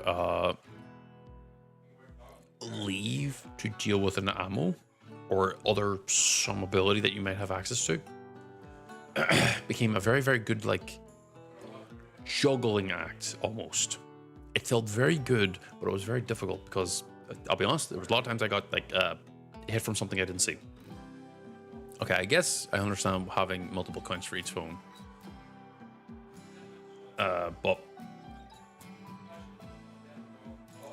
whenever it comes to like a lot of game balance and everything, I feel like you shouldn't ever listen to the people who are talking about it unless it's like genuinely huge outrage of like this specific thing is broken. Mind you, this also does tie into like Helldivers 2 as well, because I feel like the Helldivers company, Arrowhead, I think they're called. I'm gonna be honest, I don't think they know how to balance games right now. I really don't, because they keep upping the difficulty because it listens to people who make the game, who want the game harder. But then eventually they end up bringing the balance back where, oh, people can now actually like feasibly do the game without having to be extremely Zej. I hate to tell you that you just unironically admitted to ban evasion or timeout evasion. You have to understand that's a very bad thing. So, I'm going to give you a very soft warning here. If you ever switch accounts after I time you out or I ban you for whatever reason, I'm going to keep banning you. Understand? Because what you did is basically the equivalent of avoiding responsibility for something you did, or something you may have said or done. This is a theoretical. To my knowledge, you haven't really done anything like timeout worthy or ban worthy, really. but you shouldn't do that. Because ultimately, if someone bans you or times you out, you shouldn't account switch. Plus also Twitch has against their TOS to have multiple accounts anyway. So, maybe don't admit to that. A lot of people do have multiple accounts, but like, don't openly admit to it. It's very bad to do, because you'll get banned. Well, if you're getting timed out for no reason, there's normally a good reason for it. One, people might think you're a bot. Two, they initially don't like your vibe, so they get rid of you, banning you or timing you out. Three, your connection, because as you said, your internet's not very good, works very slow. And if you're constantly reconnecting, disconnecting, Twitch itself might think you're DDoSing, or is attempting to do. And that's where you get timed out. Now, if it's timed out in the chat, it means that you said something or did something that people weren't comfortable with. And they basically said, hey, don't do that. So, I'm just gonna say, if you keep getting timed out, and you might have done or said something that might have potentially done that, do reflect on that. A lot of people don't realize that sometimes they just might offhandedly say something and they get timed out or banned for it. And they might go, but I didn't do anything. No, they did a lot of stuff for it. They just aren't choosing to recognize that they did something. Because getting timed out for no reason would be like, someone's lurking and they get timed out. But mind you, some streamers actually do that, and that's weird. I don't know why they do that, but generally, getting timed out has a reason. So, if you're going to get timed out, always just kind of reflect, like, did I say something that might have warranted the timeout? Did I do something that might have warranted the timeout? Hell, even following with multiple of the same account is kind of like timeout and or ban worthy, because it just means you're kind of inflating the person's like numbers, and a lot of people don't like that. I don't really give a shit. I get followed by bots all the fucking time. I don't really care. I just ignore most of the bot follows. But going back to the previous topic, at least, a lot of games, again, like, I don't feel like a lot of games should always cater to like the addicts or like the super high skill ones, unless it's a high skill game. Like League of Legends, yes, should generally be catered to in regards to like the higher tier stuff, or at least the competitive stuff should be like kept very, very separate, like away over here in its own little thing, like basically in a bubble, to ensure that it's balanced tightly. But since they also have like for fun stuff, it should have its own balancing. I think they've only now kind of clicked on to doing that, which is a good thing, I think, because ultimately what that does is just keeps the balancing appropriate on both sides. But whenever it comes to like games like Arrowhead, or not Arrowhead, honestly, getting timed out for a dad joke, I will never understand. Dad jokes are funny.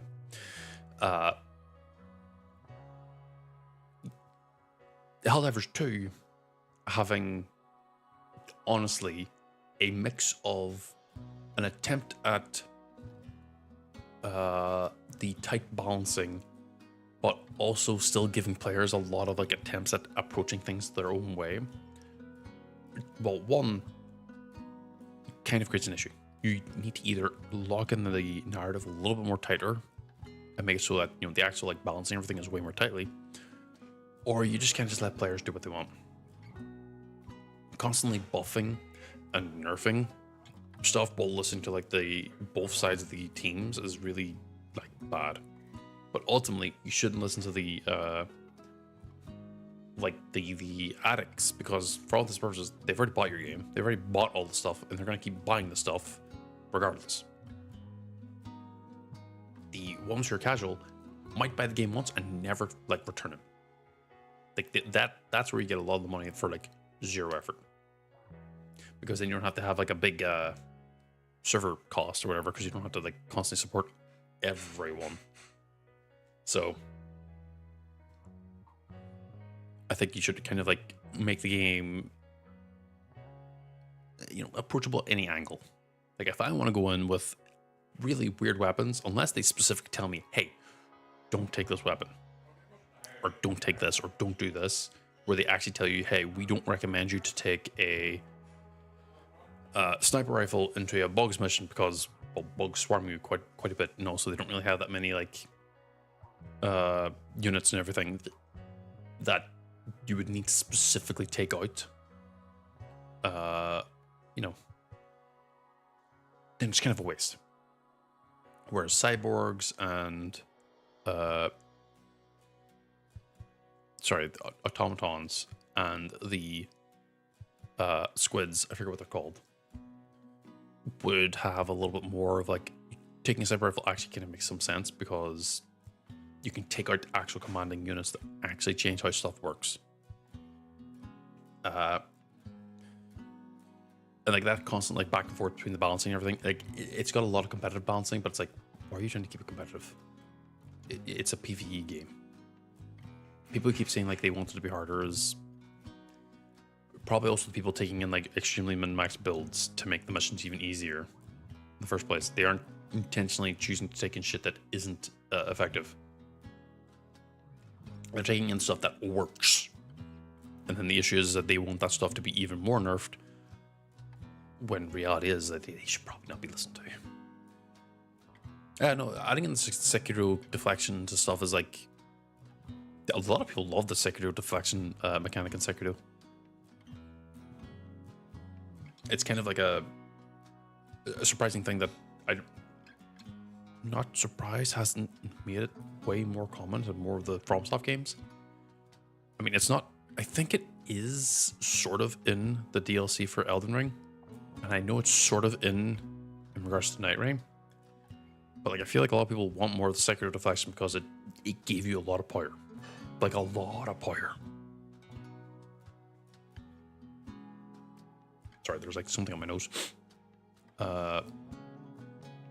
Because I would almost call like the Sekiro deflection like the perfect guard from like Lies of P, where you know, once you achieve it, or once you like do it, damn, you have a lot of power at your fingertips. And it's very hard for you to like chicken and blue cheese. You know, chicken acquired, chicken and blue cheese.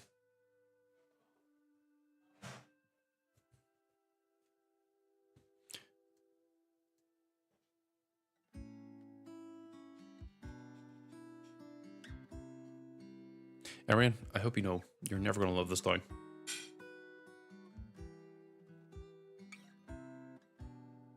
You're never going to live this down.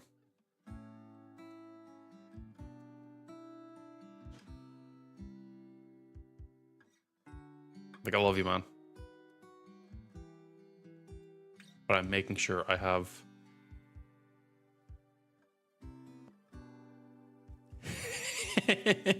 Emriam, I hate to tell you, I'm in the middle of something.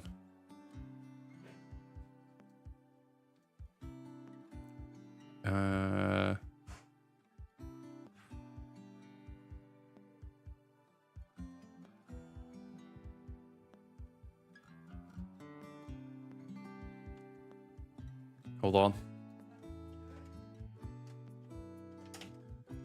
What I think about Minecraft PvP, I think it's one of the more weird things that I've ever seen in general, because PvP in Minecraft is such a strange thing that people make it competitive, because the game itself is not about PvP in the first place. It's about building, mining, and crafting. So I don't really have much of a big like opinion about it,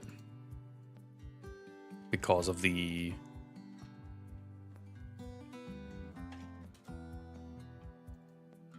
like process of it.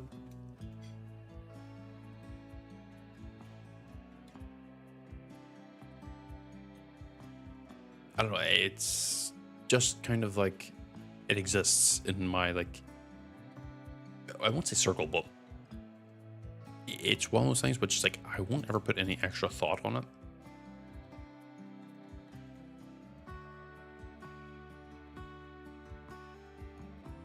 So I don't know if I would ever like. Yeah, no, like it definitely feels like an afterthought. Like you're definitely right on that.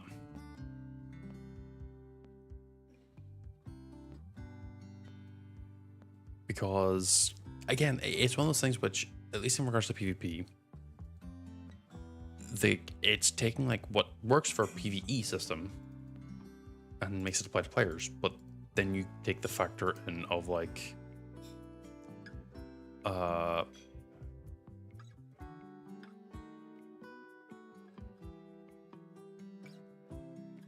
wonder if this works.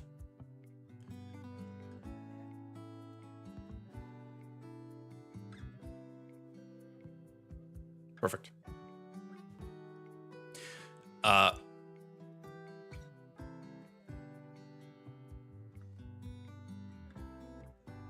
Like it really feels like an afterthought.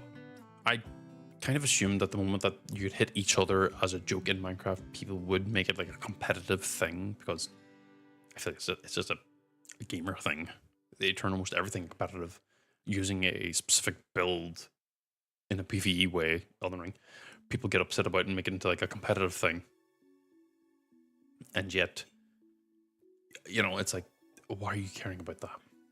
Like, if they're using a PvP, sure, that's maybe a bit more of a reasoning, but like, they're using PvE. Grow up.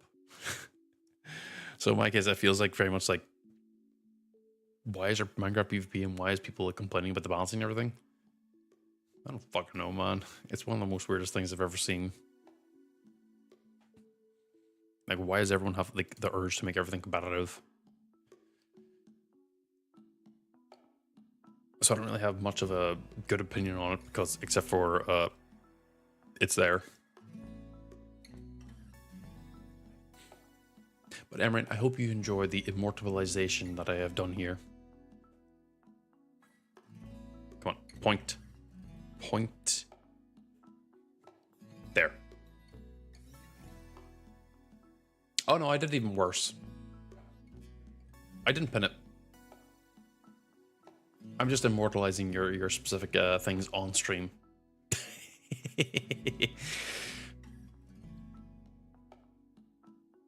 Like I don't pin stuff. I immortalize stuff. But there's a reason. Not Emran. Metreon isn't in the stream, because if he was, that's where he would be. He would also be pinned too. Mind you, it wants to be on stuff that would be specifically pinnable or meanable. Mind you, the chicken acquired bit and the chicken and blue cheese, I don't I have to ask, what was the context between the chicken and blue cheese bit? Are you just reading out the list of stuff you're buying and the Twitch is just translating what you say into text? This is how Metreon feels, I believe. I could be wrong. But this is how I treat Metreon. And Metreon loves every moment, I think.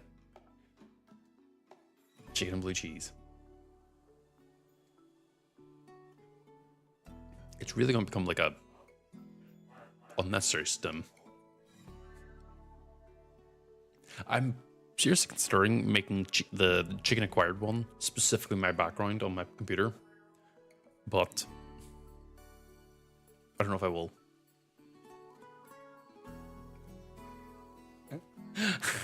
Okay, that's what you did.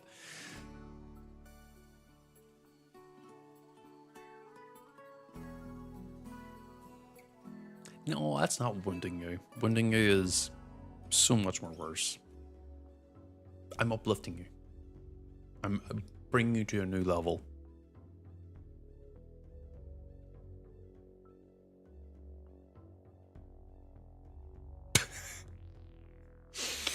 Oh god, I love being in 3D.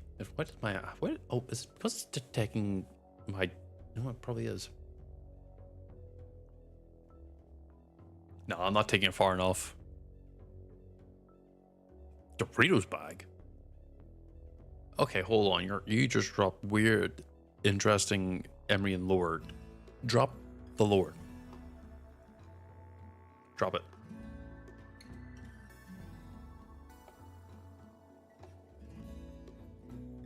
Oh, I see how it is. You're not going to drop it after dropping it. Dropping after dropping it? The fuck? Well, I guess now I have something else I can use weaponize against you. I can just say Doritos bag.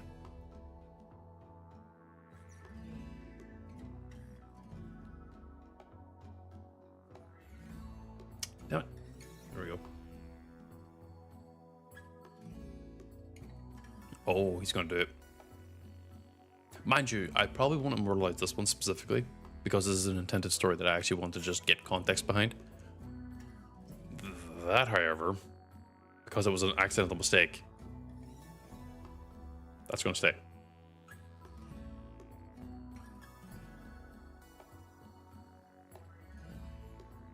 Oh. Yeah. That that doesn't sound exactly good. That's a story I'm not gonna bring up. Because that's the type of stories I would have.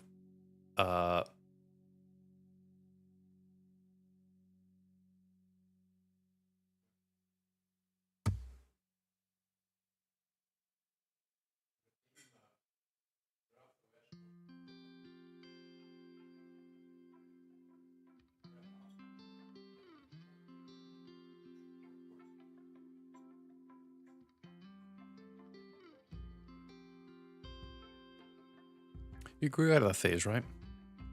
I hope you somehow you haven't been able to be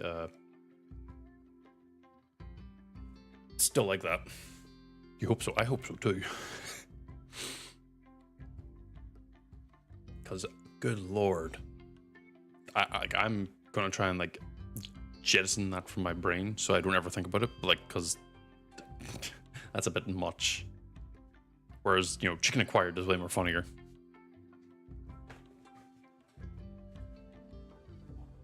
At least Chicken Acquired is like a genuine innocent mistake. And isn't a very, very traumatic time.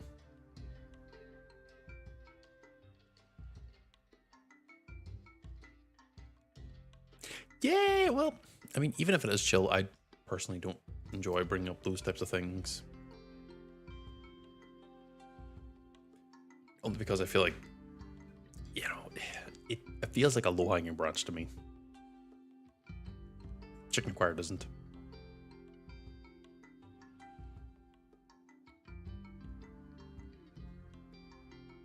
I forget what direction I have to look at to actually like look directly at you.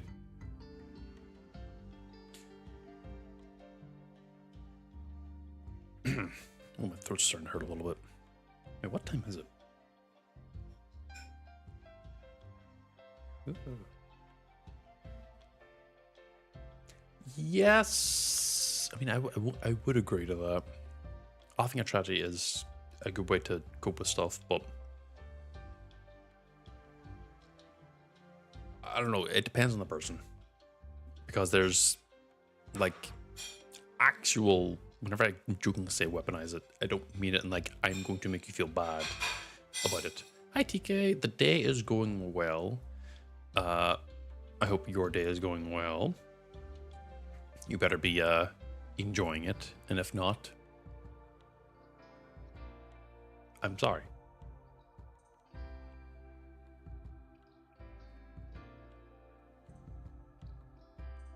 But yeah, I wouldn't personally ever just keep dredging up like past things. Even if like, yeah, if you can laugh at it, that's fine, but I still wouldn't dredge it up for no fucking reason. At least not unless like there's a funny way to do it, then sure, I might do it. But like, otherwise I'm not gonna be like, Doritos bag, and then move on. So that feels like it's just kind of like, just, again, as I said, low-hanging branch for no fucking reason. Easier to like maybe think of like something to do with chicken acquired than it is to talk about the Doritos bag.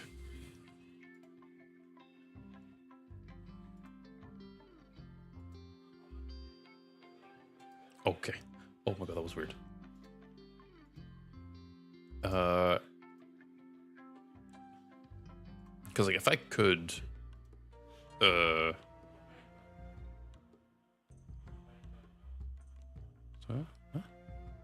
Oh wait, no, that's closed. Ooh. Sorry, I'm currently opened up something else on the background. There we go. Well, even if you are multi-bred, look, I'll say this much: you're still human. Your mental is very important. You might be physically able to handle it, but mentally, you have a breaking point. That breaking point might be miles away, but it's still there. And there's a point where it can add up. And I'd rather not be an additional reason to why you break. At least, not without the chicken acquired bit. The chicken acquired, that stays.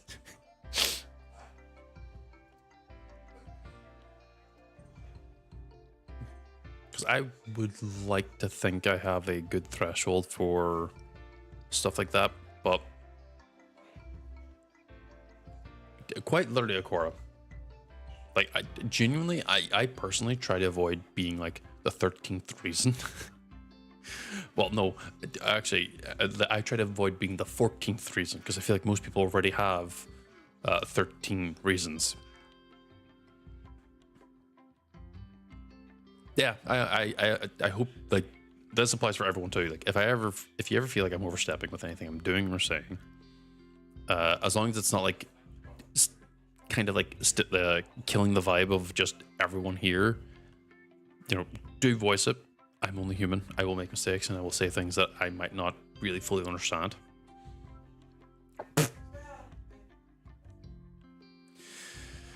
I'm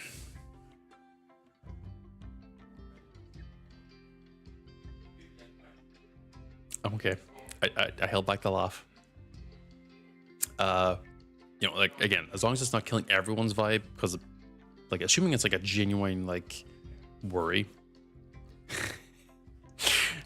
Look, Cora, sometimes it doesn't take much to make me fucking laugh.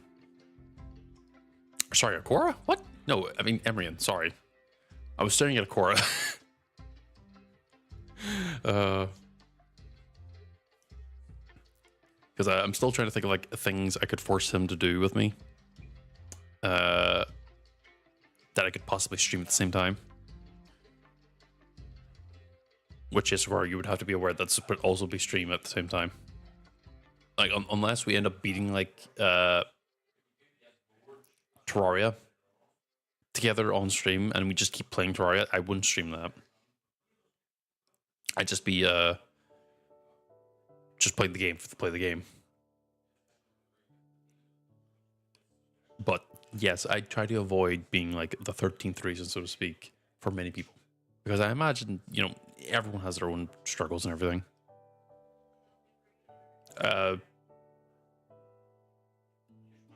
Jej, there is nothing sus about this. It's literally just asking someone to play a game.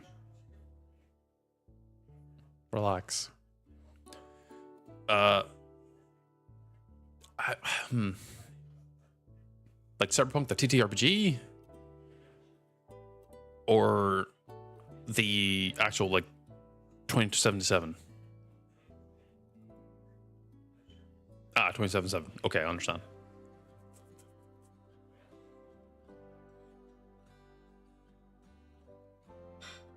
No, fair. I understand you, Jej. That's why I'm like, it's fine. Don't worry. The TT, I have played in the TTRPG before. I think it's Cyberpunk Red, and it is interesting. And I don't personally vibe with it, only because I am the kind of person. I mean, just look at me. I'm the person who would cover my character in like everything biomechanical, or you know, the what do you call it? Cyber enhancements? No, cybernetics.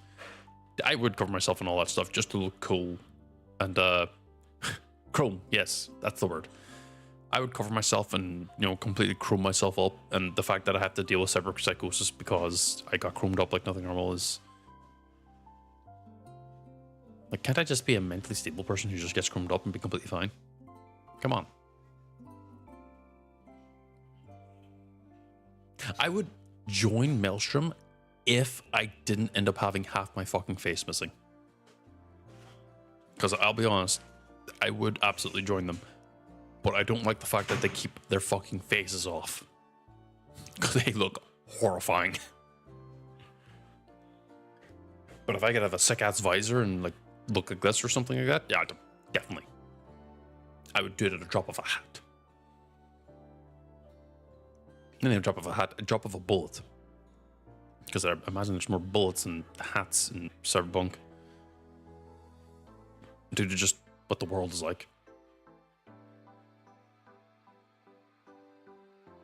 See, no, like what I mean is that walking about with walking about with half their face off, and that's just their day to day. I would keep the fucking cool ass the head or custom made night helmet by Arasaka, no problem. I would keep that on all the time. But it's just the fact that, like, you've played Cyberpunk, but for those who haven't, Maelstrom is a type of is like a faction that you fight in the game early on.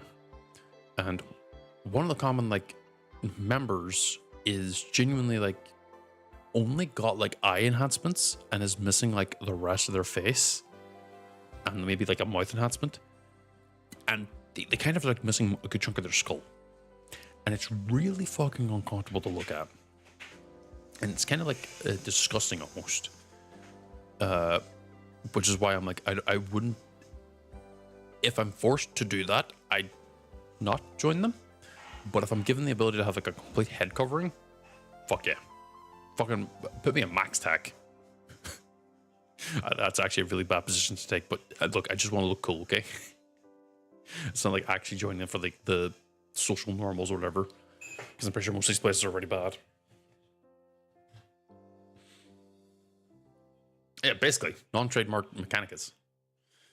That's genuinely what I would end up doing, is, like, just being like, yeah, I'm, like, 90% chrome, the last 10% is maybe, like, the heart and the brain, maybe. Don't you question my love for toast. You leave toast out of this, okay?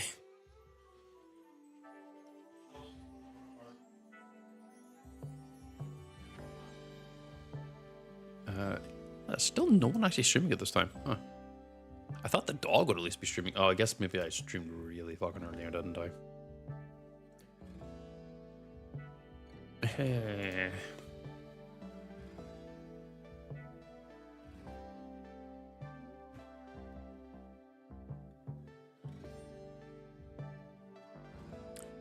Yeah. She is gonna be... I don't know what 12 p.m. PST is, to be honest. I think it's like in an hour or so. Hold on.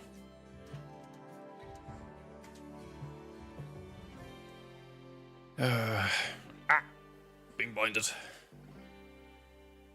PTT. Okay.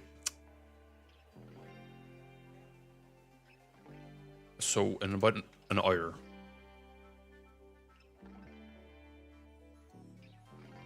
Yeah, about an hour from now is when she'll be doing it. Or more like 53 minutes or so, but wait, why is everyone pregnant person emoting her?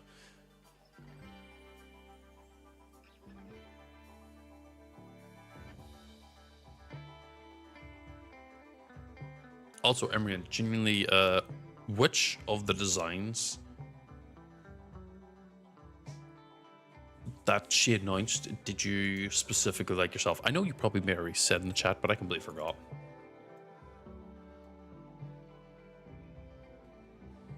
Obviously, I was very outspoken about number 4.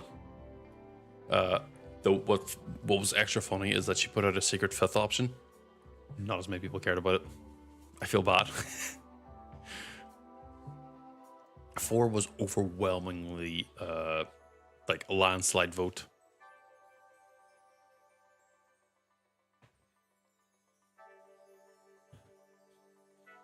And knowing her, she's gonna just probably do 1, but make it fat.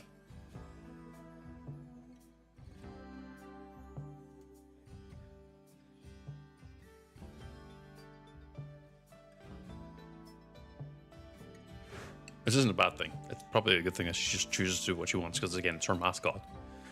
The fact that she's given us a vote and then she's like fighting against the vote is like, Harry, you give ball.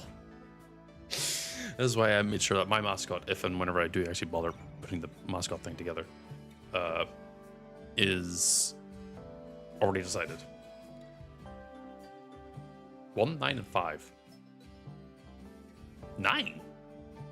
1, 4, and 5. Okay. No, that's fair. That's by. I was about to say 9. There was a secret 9th option. Because on the actual original vote, I did clear like a lot of the meme ones, only because genuinely I want the people to actually only vote on the actual options. But then after that, it just kind of devolved. Your meds, sir. Please take your meds. It's very important.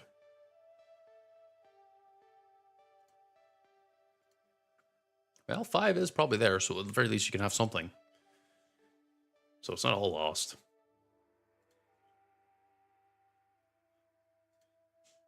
Oh. Well, I hope that at least maybe you don't take them for now.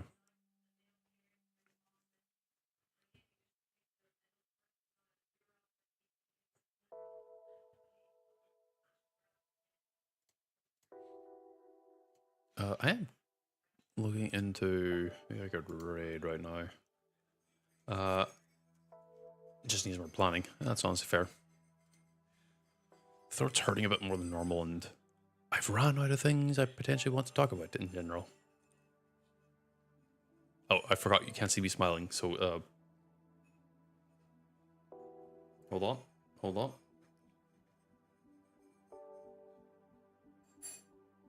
There.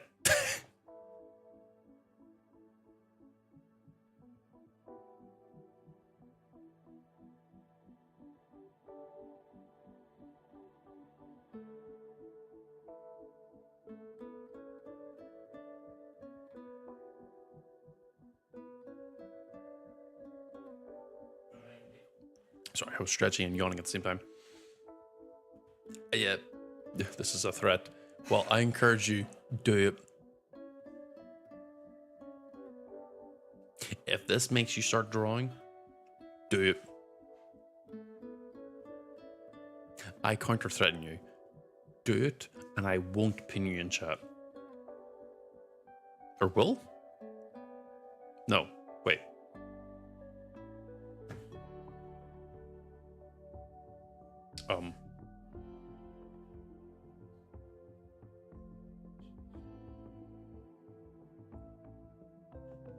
Just do it anyway.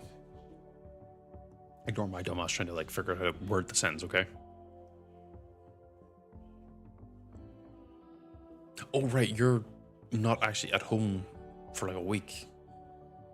When do you go back home? Like what day is it that you're like free?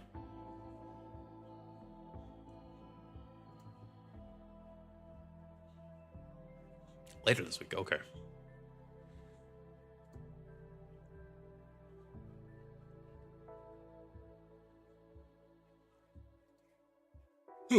Pardon me. Man, I want to raid like some of these bigger streamers. Any games? Conquest Medieval? Hold on. There was a medieval night game that was announced during Games Fest or whatever. And I went, oh, night game. It was like a Blade, Mountain Blade-ish looking game. But apparently they're Chronicles Medieval. That's what it was called.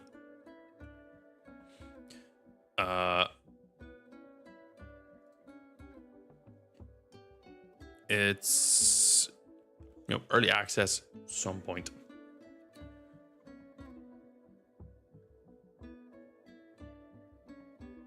And also Blight, I think it's called Medieval 2. Blight Medieval? Blight Survival. That's another game I'm going to be playing the shit out of if and whenever it comes out, if it does. Wait, why were your friends teasing you about like taking your bets and your reaction being hairy?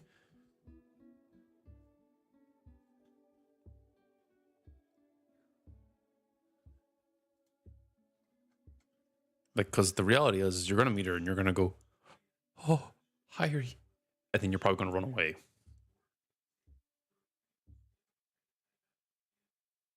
And then after you like talk to her for about 10 minutes, you'll be like, yeah, that's hairy. Utmost respect. But it's just like, I don't know. I feel like the stars, the star thing, the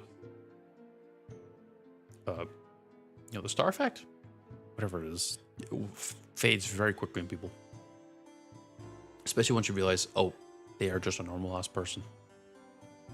Especially since I imagine realistically, I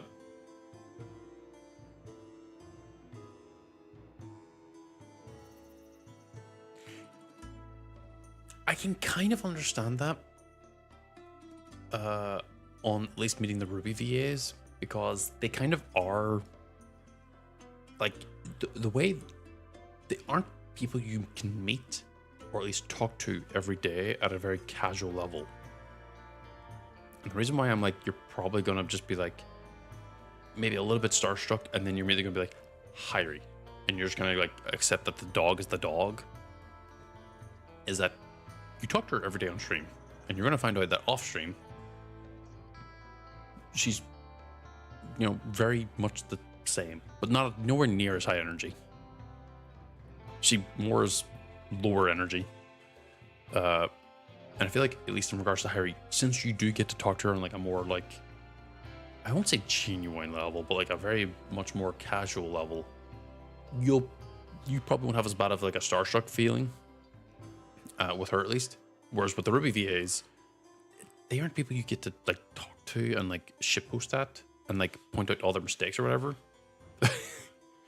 Not that you do. Not that you do that to Harry, but you know what I mean. Because like they're voice actors, you can only really hear them in like a few things, and even if you do listen to the podcast and actually like watch them there, it's still like they're still performing and they're mostly talking with themselves, not at you. So like that desync of reality is very, very prominent. Yeah, the degrees of separation is far larger compared to like Harry and the Ruby VAs. Because I don't think you'll end up having like that much of a starstruck, bar like maybe very loudly shouting out Harry and then maybe saying hello. I'm assuming you're going to have a lot more energy like an actual dog. Positive meaning of dog. Before you end up kind of like winding down and being like, yep, that is... Honestly, Harry isn't much different. Yeah, we will see. I mean, if I'm wrong, then, well, I'm fucking wrong. I tend to have a lot more, like, careful...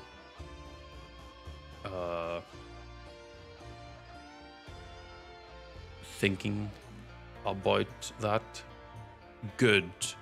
I fully expect that photo on my desk the day after it happens. Or at least whenever the fuck it's possible. I'm not too worried about like getting it immediately. Get like whenever it's possible. Ooh, that popped. But I feel like. Sorry. There we go.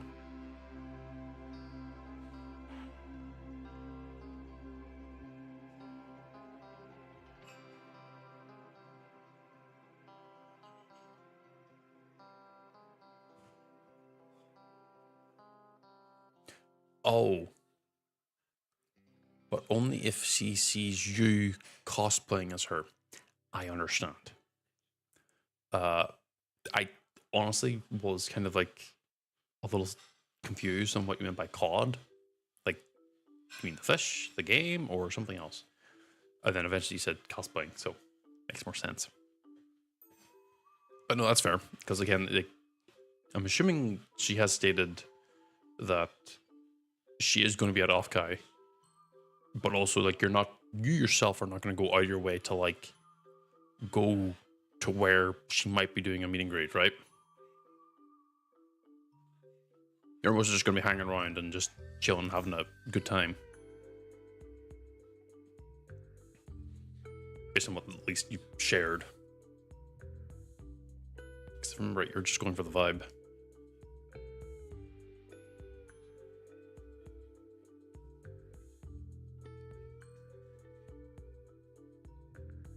Honestly, yeah, fair. I mean, Hyrie now is like large enough to be like, oh, that's nice. That's nice that she said she would do that.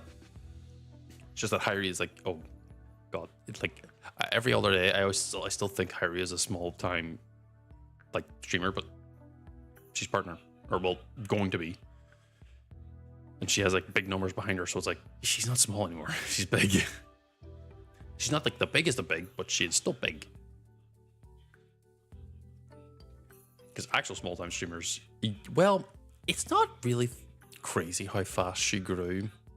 Because I hate to tell you, it was generally just down to getting into popular events and just meeting, like, on luck, the right kind of people that kind of just would keep her growing.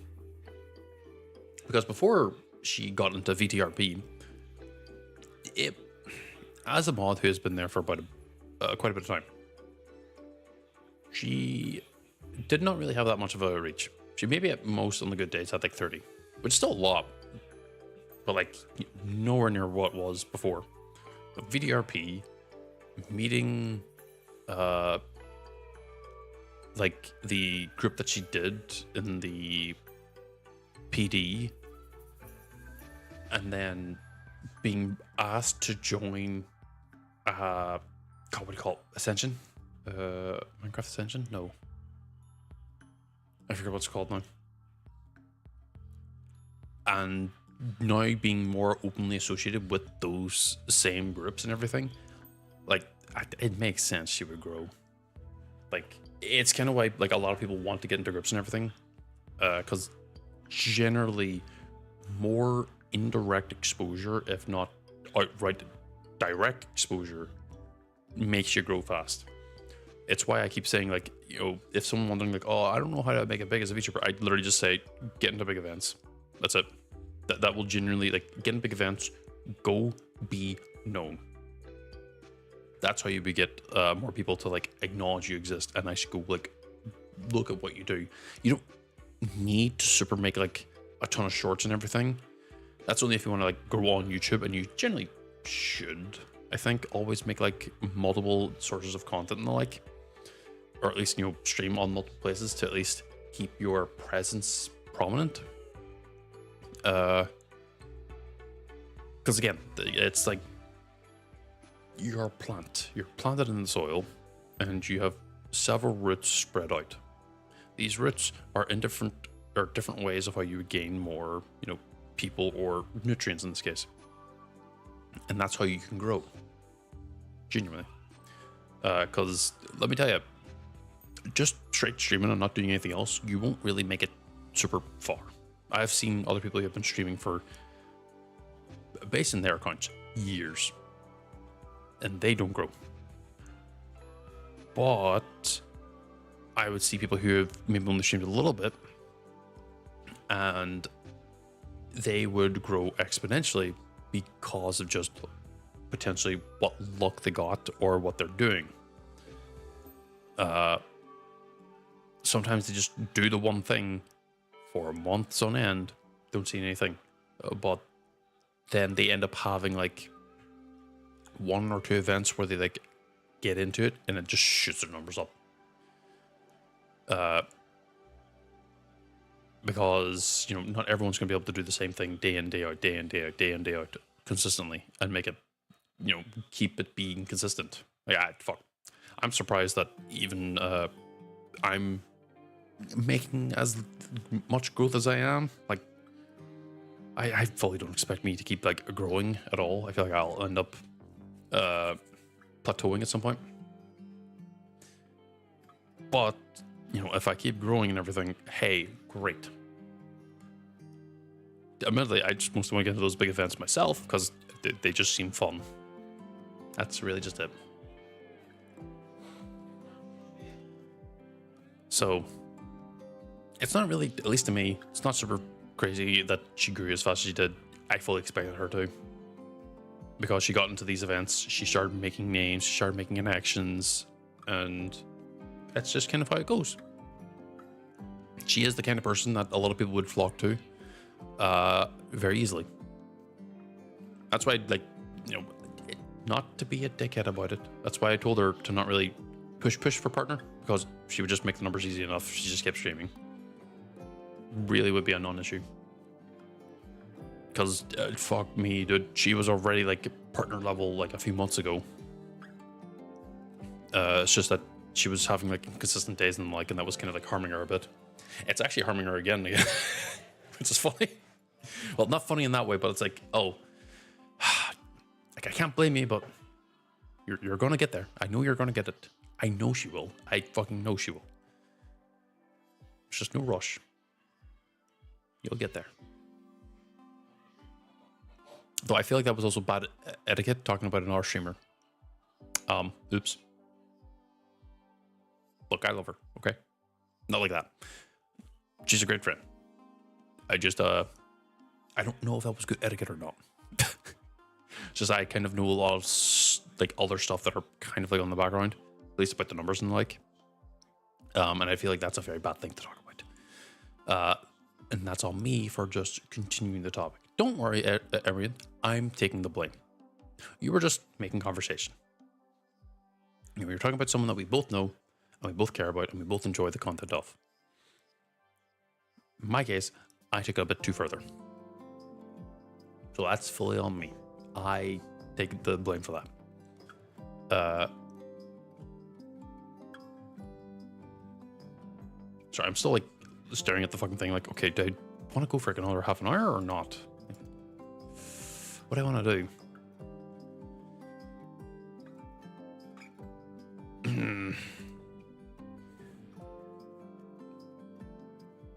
Because I could go for another half an hour and then raid her and then ta-da, done.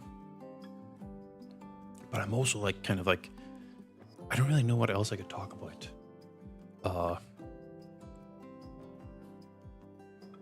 What I will do is I'm going to take a small breather to let my throat rest a bit, so I'm going to get a drink.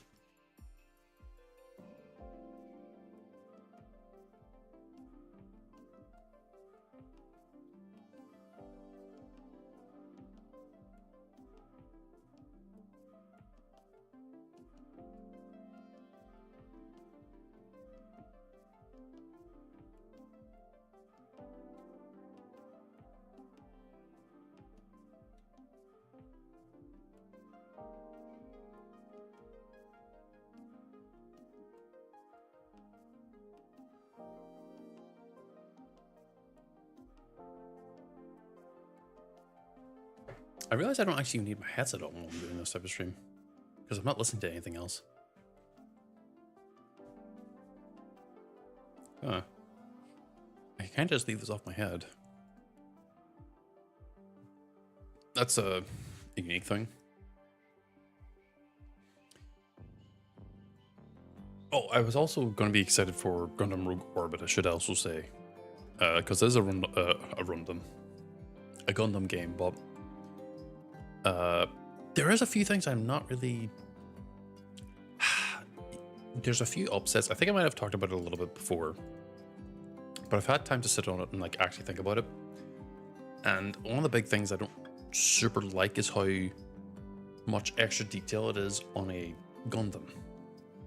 And it doesn't feel very Gundam-like, except for the fact that the headpiece is, you know, got the iconic V.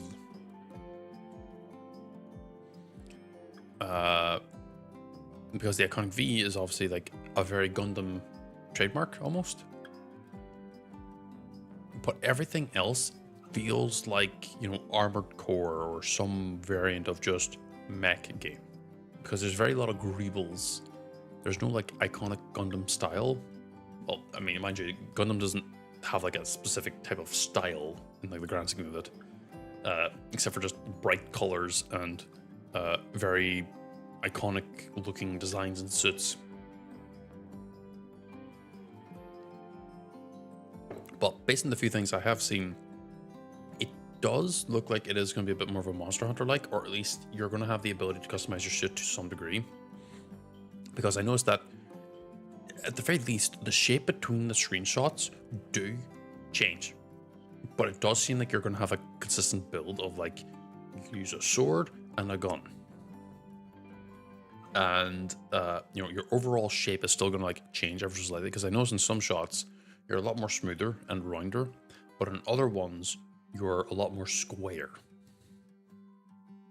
And the weapon itself seems to change as well. It's still going to be like similar, but it still looks different. Maybe I'm also over not analyzing it and like kind of like guesstimating, but like it looks like you're going to consistently be using a one-sided blade with a rifle of some description. Why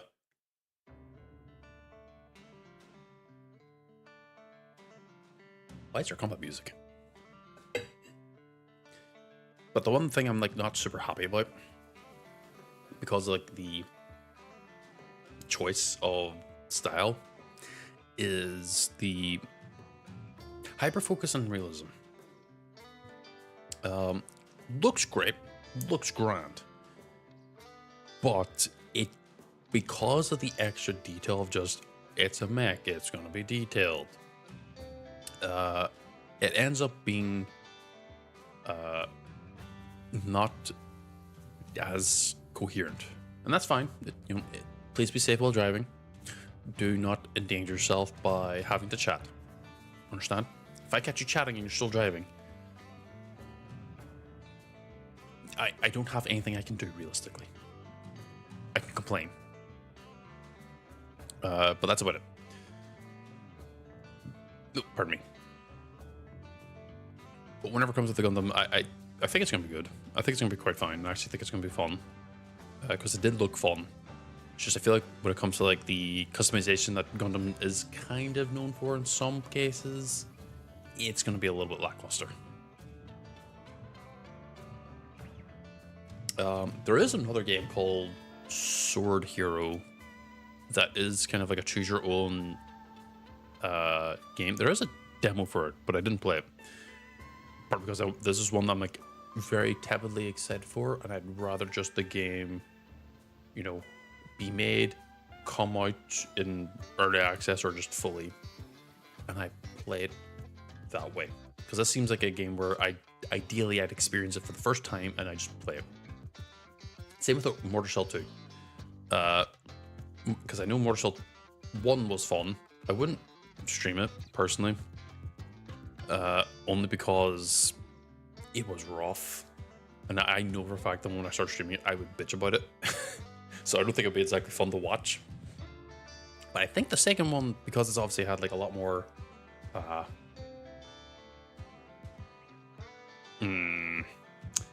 even if you're at a stoplight, I still think you shouldn't chat. You should be locked in and focused. But the pieces I have seen in Mortal Shell, it's like a lot more fluid, which I think is a good thing, because it means that, you know, more fluidity means that the game isn't going to be as hard, because there's going to be less jank, which is both a good thing and a bad thing. But I think that realistically, the game that I'm the most excited for, even if it doesn't come out, well, actually, I'd be really upset if it doesn't come out, is Blight Survival. That one is a PvE action horror game, and that one is kind of like aggressively up my alley, because it's also, I think, like you can play up to 3 people, so it's also co-opable. But like it's straight up like how. Hold on, let me like paint an image. So, for me personally, there was a mod called 28 Days Later and a Bit. There was 5 versions of it, but the 5th version I think was like the most updated one.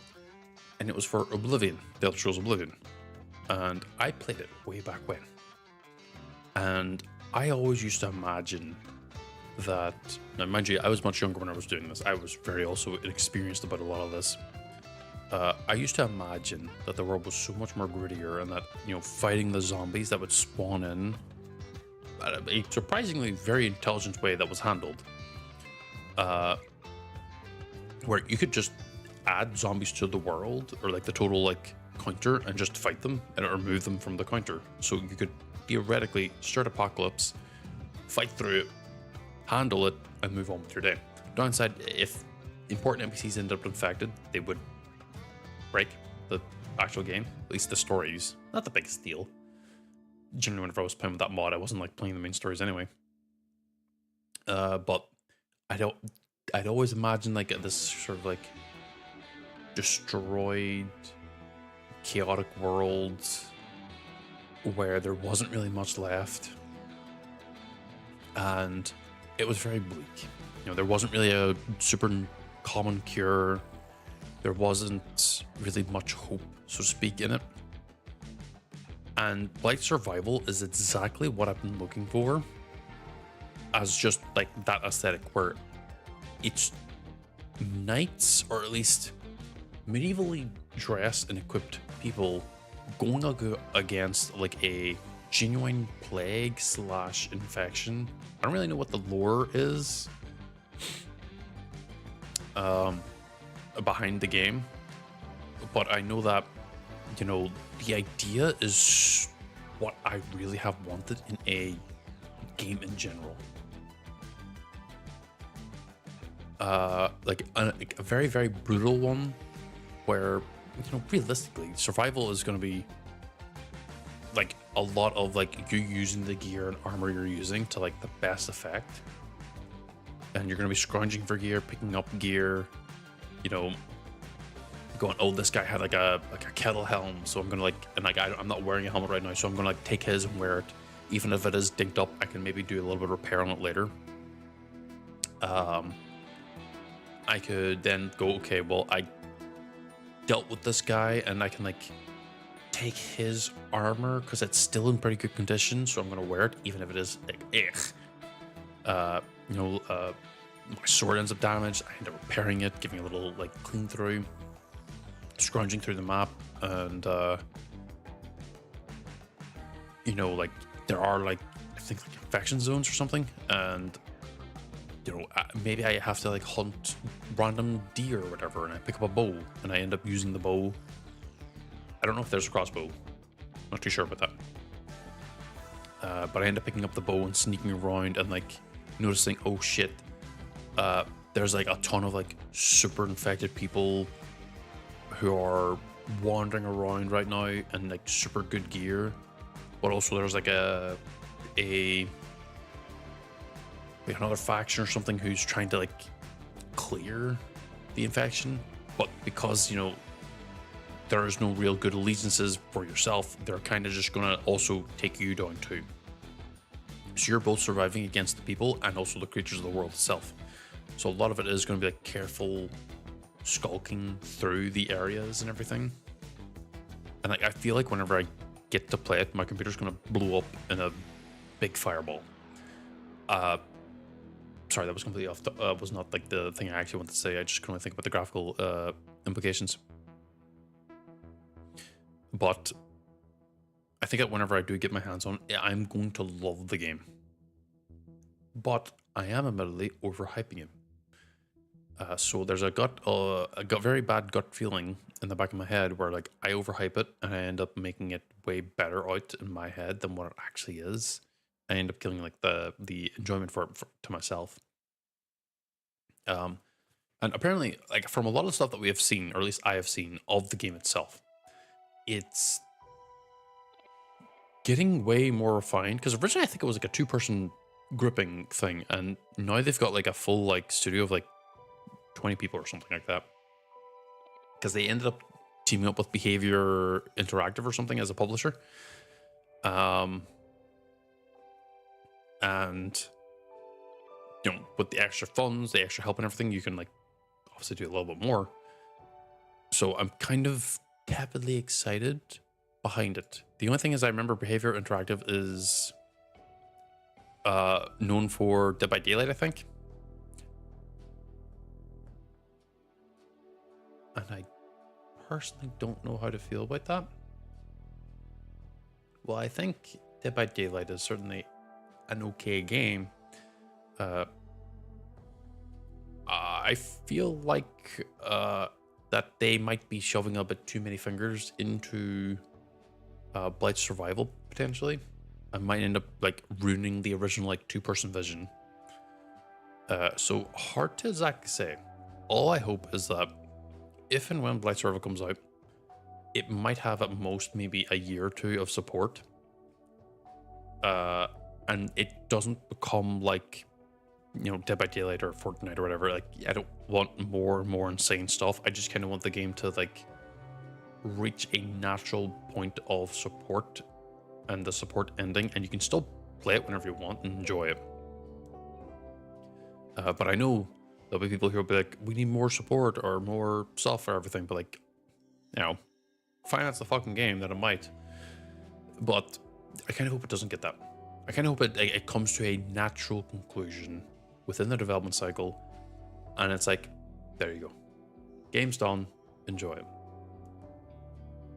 Because like seeing like a lot of the new trailer stuff where, you know, the way they use weapons, the way they like interact with the environment and everything, it's very cool. But in my head, it's also saying like, well, do I really need to interact with the environment that way? Do I need to use the weapons that way? Do I need to do this? Do I really need this? It might help with like the vibe, but like, you know, it's not as good personally, theoretically at least.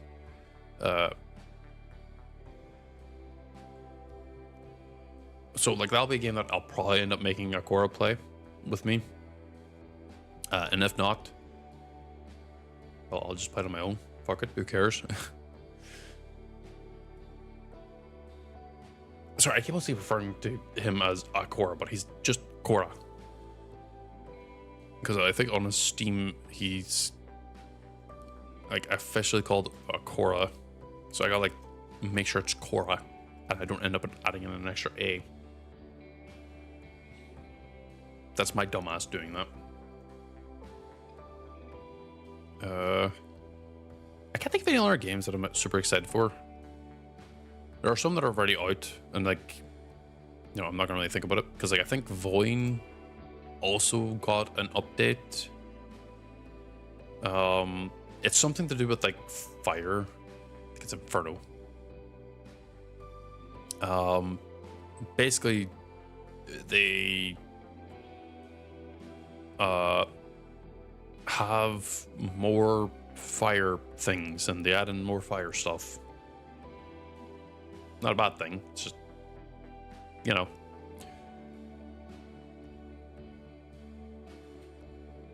I'm not really too sure. I had to like give it a gander, but I'm gonna wait till it's fully out before I play it again. I don't want to end up like playing it and then playing again and then playing again and then being like, I've played everything. I've already seen all this. How dare you?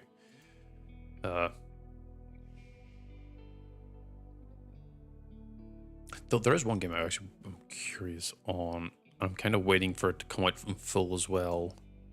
Damn it, it's not out full, it's still early access. It was called No Rest for the Wicked. It's I don't really know how to really refer to it. Like it's a Souls-like, well, Souls-like with its combat in regards to like you dodge and you have to manage stamina, I think.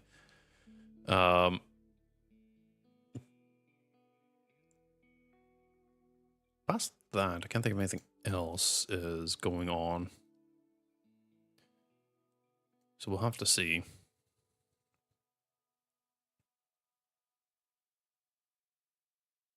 Oh, actually, I like. There is one that I'm actually kind of like semi excited for, but I'm also like, Echoes of Aincrad. Aincrad? Aincrad. I don't know. Apparently, you can create your own hero and gear them up appropriately. So, if it's not horribly expensive, because apparently it comes out in 3 weeks. Yeah, 3 weeks. Oh, it's kind of expensive. Shit. I'm gonna have to really think about that.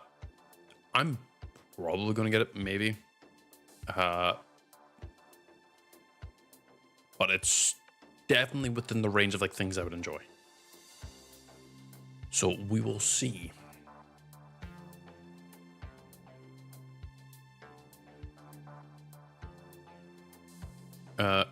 Wait, he's streaming? Is he what?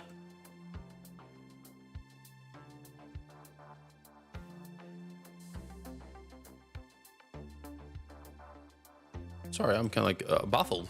I wasn't expecting him to stream.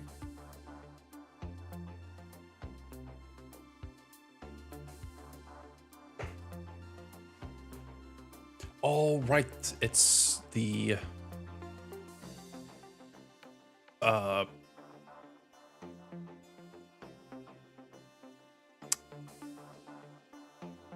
Salu Appreciation Week.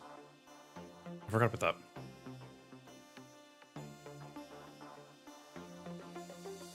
Wait, what? Hold on, I need to look now. Monday, yabbing. Okay.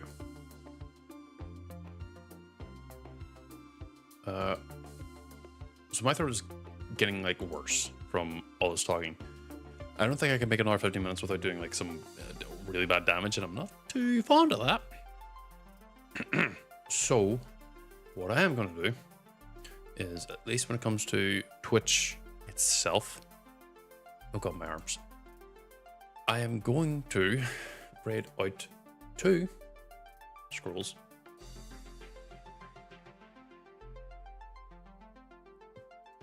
Doggy way. Assuming it works. Okay, good. Perfect. We're going to raid Doggy Way, who's I think playing Uno with 3 other people to celebrate Salu's debut for the new model and everything. I don't really have a raid message. Someday I might have one. Well, I technically have one, but I'm also way too lazy to actually use it because I don't know, it doesn't feel like super on theme for me yet. Tomorrow, I think, should be more Tainted Grail Fall of Avalon challenge mode, specifically because it's a short day. Today's technically a long day, hence why I was going a little bit longer for the just chatting stuff, but my throat can't keep up with it.